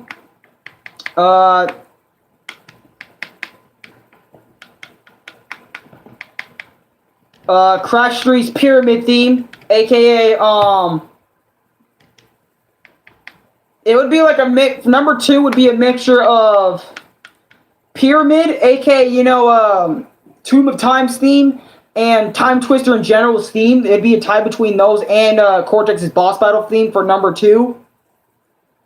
And then number 1 would be, or honestly, those could just be number 1 in general, like what I just said earlier about the Crash 3 stuff. That could just be number 1. And number 2 would probably be on my top 3 list. Shit. Would probably be, I gotta pick something from Crash 2. Shit. I really love Dr. Neo Cortex's theme. Fucking Toxic Waste. Oh, actually, no, Toxic Waste was Crash 1. Boulders and Boulder Dash. Fuck, those are, fuck it, that's my top 3 right there. It's a random ass top 3. I love too much fucking OST from Crash Bandicoot to really make a top favorites, honestly.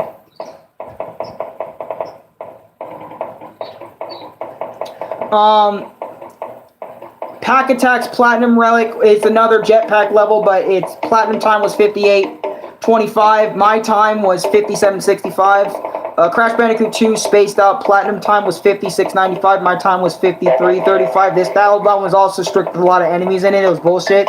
Totally Bear is that Darkness Bear theme level. That time was 41.63. My time was 41.13. 41 seconds, 13 milliseconds. Totally Fly was a dark level, like you gotta collect the little dragonfly shits for light. That shit was 54.75. My time was 53.61.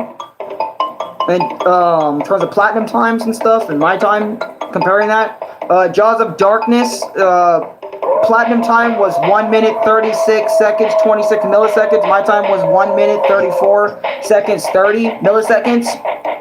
Lights Out Platinum Time Relic 1 minute 06 87 is the regular platinum time. My time was 1 minute 4 seconds 01. Toxic Waste Platinum time was 55 seconds 75. That's the actual regular platinum time. My time was 54.41 on that one. Road to Nowhere Platinum time 57 seconds 85 was the platinum time that you had to get in order to like just get it in general. Anything lower is better, so you'll get it immediately if you have anything lower than that. My time was 55.89. I actually only beat the shit once and I didn't bother to come back because I just didn't feel like it. Native Fortress Platinum time is 2 minutes 5 seconds 80.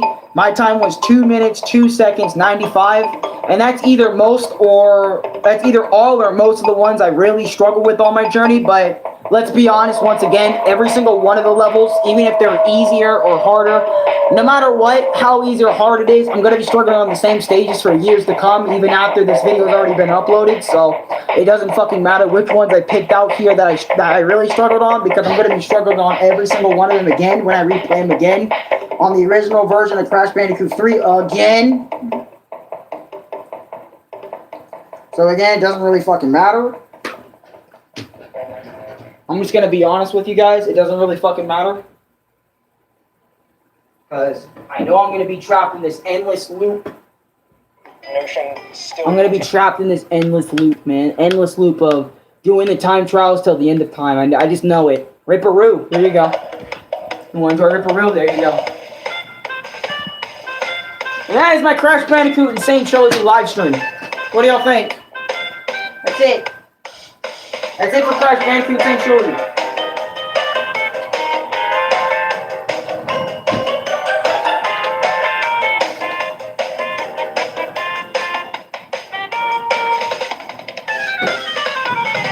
Next time on my experiences with Arekkusu TM, I know I don't really do this to surprise y'all, but Sonic the Hedgehog. Sonic 1, 2, 3. Sonic 1, 2, and 3's. Yeah, Sonic 1, 2, 3. Yeah, Sonic 1, 2, and Sonic. Oh, fuck me. Okay, Sonic 1, 2, 3, and Knuckles. And then also Sonic Mania. I'm going to do that all in one video next time. I have a lot of paper here for Sonic Mania. So, that's going to be the next my experience is Sonic the Hedgehog. Experiencing some classic Sonic the Hedgehog games. Sonic 1 through 3 and Sonic Mania. They're all the good ones.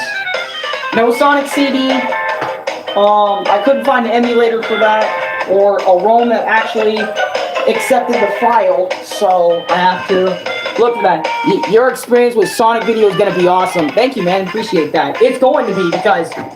I have a lot to tell y'all about Sonic the Hedgehog. Sonic 3. I love Sonic 3, man. And then after that is Banjo-Tooie. And then after that, it's Dave's personal favorite, Persona 5. And then I won't tell you what the next ones are. I'm only telling you the next 3 after this Crash Bandicoot one goes up. Alright. So, I'm going to take a minute to talk to y'all personally you know, for a little bit, not to make the stream omega long. And then after that, that's it. End of stream.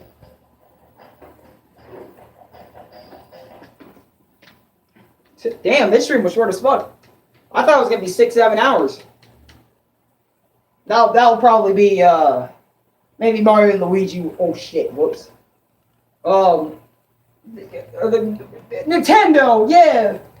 I didn't save myself there. What?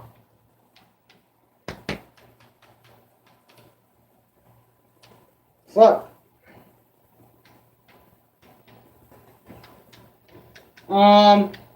Shit.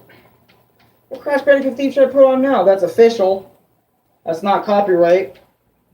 That's Banjo-Kazooie, not fucking... From Suburban Movies. Oh, God.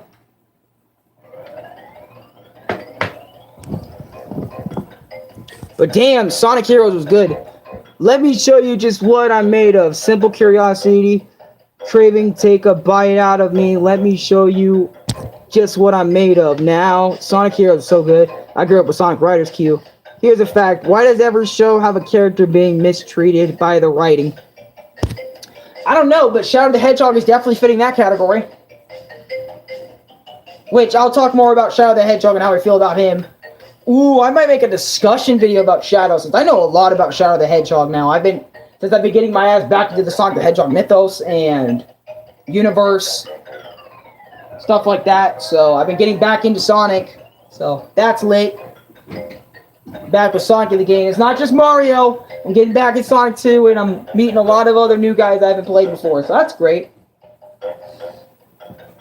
Can't wait to get those videos out. But, next week, you know, we ain't doing that. We're doing a brand new gaming shit. Yeah, it's gonna be me and Louie playing with each other. It's gonna be me and Louie playing a game with each other. And I better make sure I have those controllers charged. Because that's gonna be one hell of a video. / live stream, you know, we're gonna be doing, so.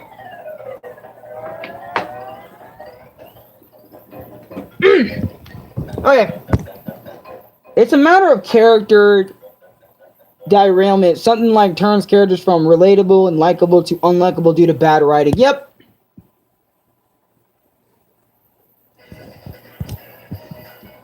What the fuck, man? Why does it always go to Chiz's live stream every time?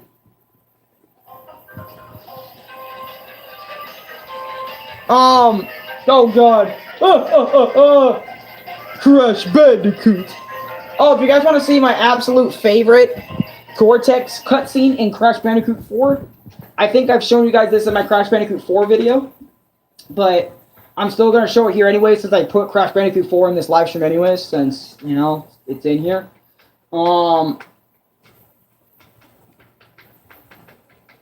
Right? Alright. Here. My absolute favorite cutscene ever. After this, I'm ending the live stream. That's it.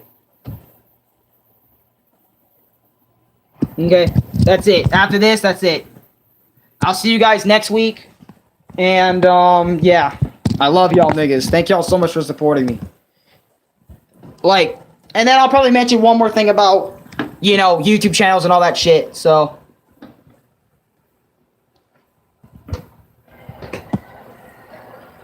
Crash Band. Dude, I love this Shadow cutscene.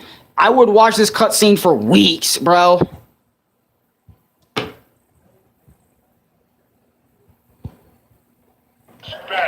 Hoot, it's about time. This is going to be just like the old days. Except this time, everything will go according to my plan. Niggy. I love that cutscene because I'm the version I did of it, but as well as yeah, and also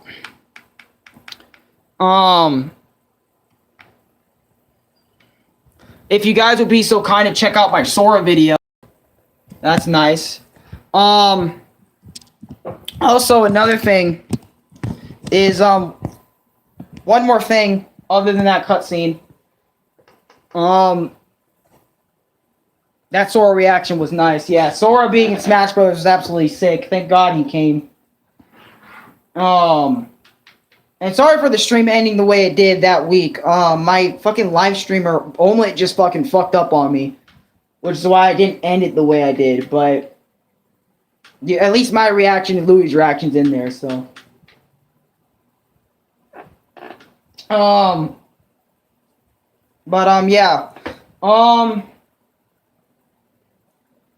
Thing about Thing about YouTube channels and stuff and like what I'm doing. I have a history, dude, with this YouTube thing. You know, I have a plan when I that late next year's February. Cause when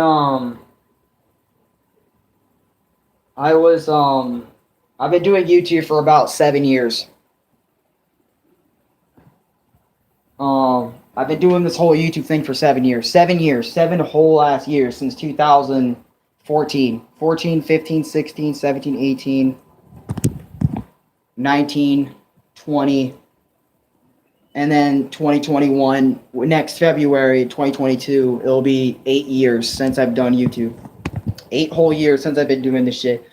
I was a little kid back in 2014. I think I was either 13 or 14 back in 2014. I was a 13-year-old kid,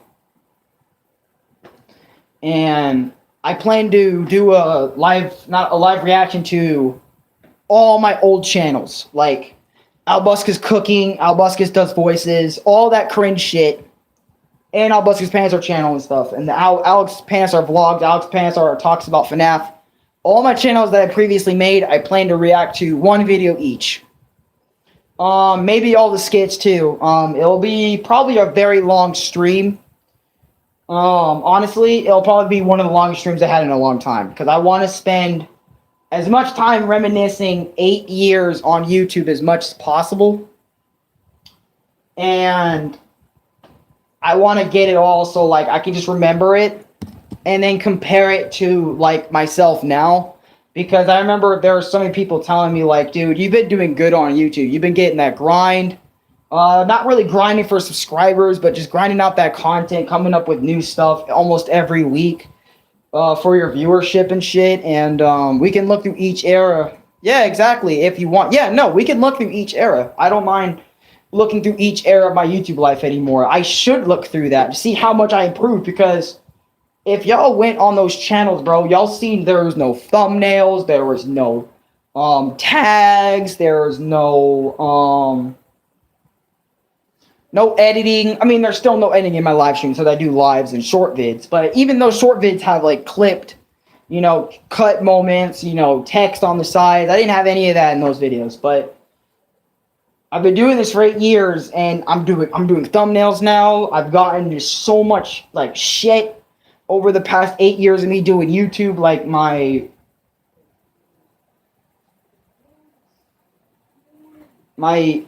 mental state has changed. My mental state is better now. Like, well, not better. I've noticed that my mental state has actually been really good for a longevity of it. And what is it? Sorry for freezing for a bit. I'm just thinking of all this shit now and like how much, you know, I've actually improved on YouTube, but also like how much, because I remember the BBS videos were doing really good. Like they got stupid good views. I remember I used to, like a lot of people, like back in the Alex the Bleach Master days, I used to be like up here. Like a lot of people claimed I was up here. Which Cortex design is your favorite? My favorite Cortex design is a lot of people saying Sane Trilogies is outdated. I don't give a fuck about that, but I really do appreciate all of the designs of Cortex for the most part, and I respect them, how different they are and how unique a lot of them look. But if I had to choose a favorite, I'd probably either have to go for Crash 4 since it's so vibrant and very animatish. I love the look of, you know, even OG Cortex looks really fucking good. I love what he looked like for Crash 1, but I think I might have to go with Crash 4 in terms of Cortex design. But, I'm just thinking of YouTube and everything, that I've ever done on my channel up to this point. Like, sitting here, being able to do the videos I get to do, like, wake up every morning and be like, you know, once every week, see comments, see you guys come through. Like, watch me rant angrily, sadly, fucking happy. Because I remember I got a comment one day from a viewer of mine named Naruto Uzumaki. And I think it was on my Sora video. Yeah, on my Sora video. On my Sora video I did. He was talking about how...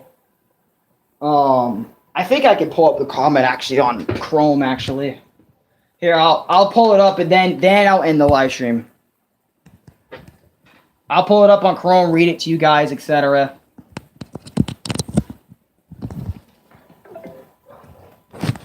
There. So my tablet's on the charge, so it's not getting ear raped.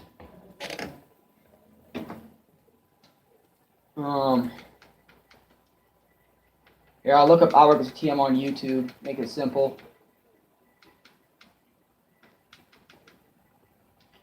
And, honestly, oh yeah, speak of the devil, hold on. Let me show you guys this. Oh shit, I got 90 followers again. Nice. This man Sora's dream finally came true. He's an official Smash Bros. Character. For real. Follow my Twitter, man. If y'all got Twitter accounts, follow me, bro. I'm trying to get 100 followers on that bitch. I know I don't promote my Twitter too much or any of my social medias, but please follow my Twitter. Honestly, I say some shit I don't mention on YouTube or I forget about on here that I should mention. I also do have a Twitch as well, and it's also Arekkusu TM, but I don't stream on Twitch that often at all, actually. But yeah, follow my Twitter, please. Thank you. All right. Yeah, do that. Follow my Twitter. That's the first time I have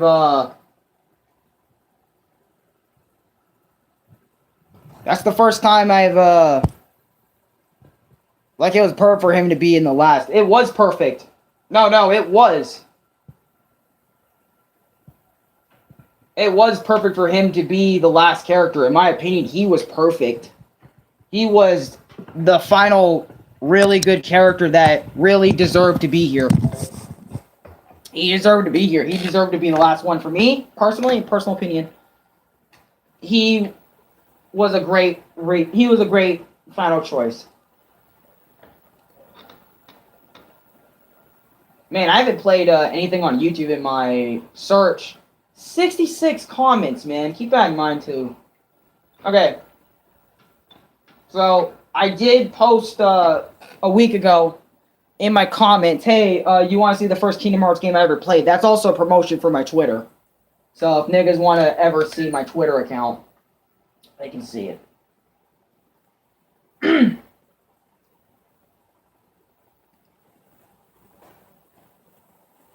Okay.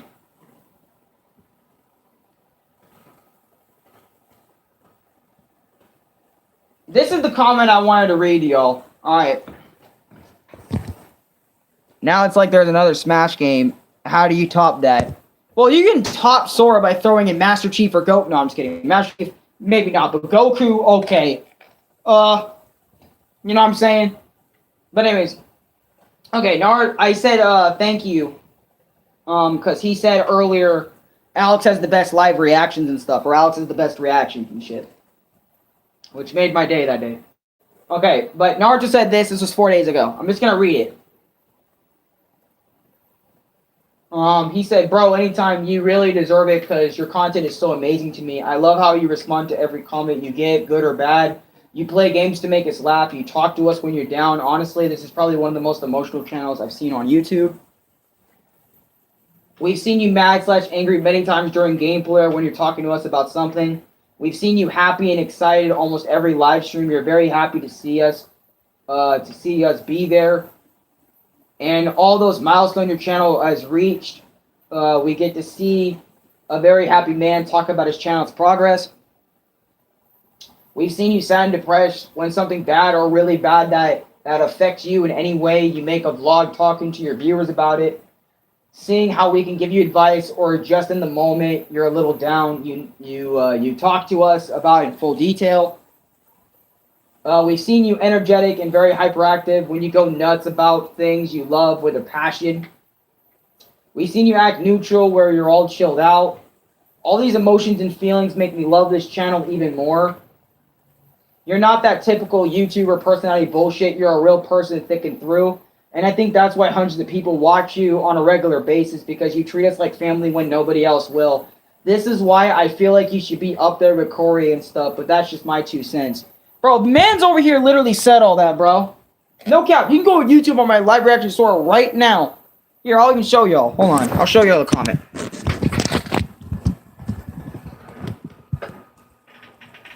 Okay. Man's Naruto said all that. It was just in a reply, bro. Y'all can see that shit. And then my reply, it's comments like this that keep me motivated to continue my journey on YouTube. It's people like you that appreciate my work as a content creator that keep me here on this platform. It's people like you that keep me going when times are tough, or in my case, games are tough. Thank you for following me on this journey so far, Naruto. Like, seriously, like, I was so, like, moved by that comment right here, bro.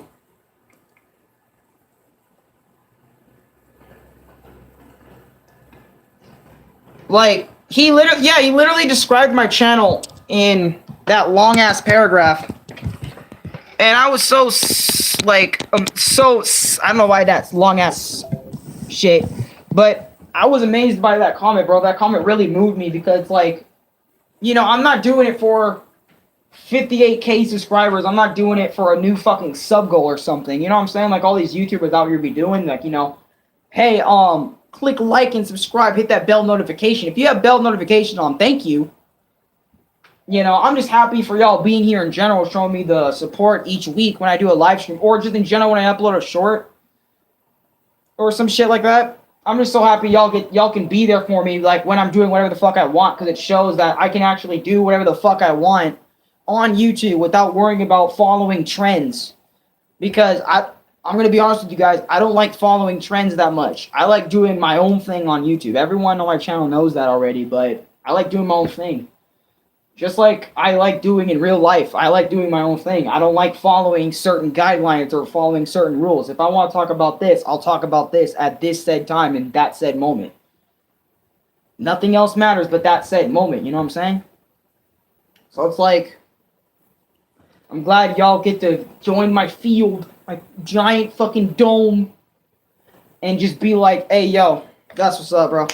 You know, you get to kick it with me each week. And I don't know, maybe sometimes y'all are feeling down and I sometimes cheer y'all up with some shit. I don't know.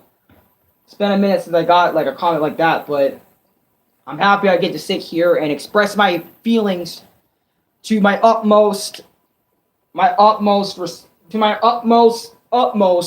the shit. I don't know where I was going with that word or with that little sentence, but I get to show my utmost gratitude and respect to y'all with the content I produce and what I say in those videos and stuff. Like, y'all noticed I stopped caring about, A, subscribe to this channel, A, click notifications. If you want to subscribe, I even say this too, if you want to subscribe, go ahead. Like, subscribe. If you want to subscribe, turn on notifications so you'll be notified every time I make a video. Go ahead and do that. If you want to do that. I'm not going to force you to do that, but go ahead and do that if you want to. And I'm not asking for a like goal per video. You know what I'm saying? I'm not asking, 56 or 16,000 likes for, me, doing a new Dragon Ball discussion video. You know, I'll do it when I want to do it. I'll do it when I get the chance, or when somebody even asks me, hey, can you make a video on this? Maybe, or sure. Maybe, no. yes, I'll make a video on it, you know? It can go like that. And I'll be like, okay, I'll make a video on it. If I have enough interest in it, you know what I'm saying? I don't want to make a video on something I don't know about or have no interest in, because then it's like, that'd be weird talking about something I don't know about. Because then it just makes me look stupid. You know what I'm saying? But anyways, I'm going to let you guys go. It's 3 for me. I've been streaming for 3 hours. It's time to end it. Yeah, it's a matter of choice. It really is. If you guys did enjoy this video, drop a like if you want to. Subscribe if you want to. Share this with your friends if you really want to. And I'll see you guys in the next live stream where I'm playing a game with Louie. So, peace out, guys. Thank you guys so much for staying in this stream as long as you guys did. Appreciate y'all niggas. And thank you, Crash, for being in my life, even though your time trials have ruined it for the most part. See you later, Lucas. You too, take care, bro. Ambu, take care, bro. Luke Ken, take care. You know, fuck, everybody in the chat, take care, bro. Take care of yourselves. If you're planning to go outside, wear a mask. You know, wash your hands wherever you do. And, yeah, I'll see you later. Yeah, nigga.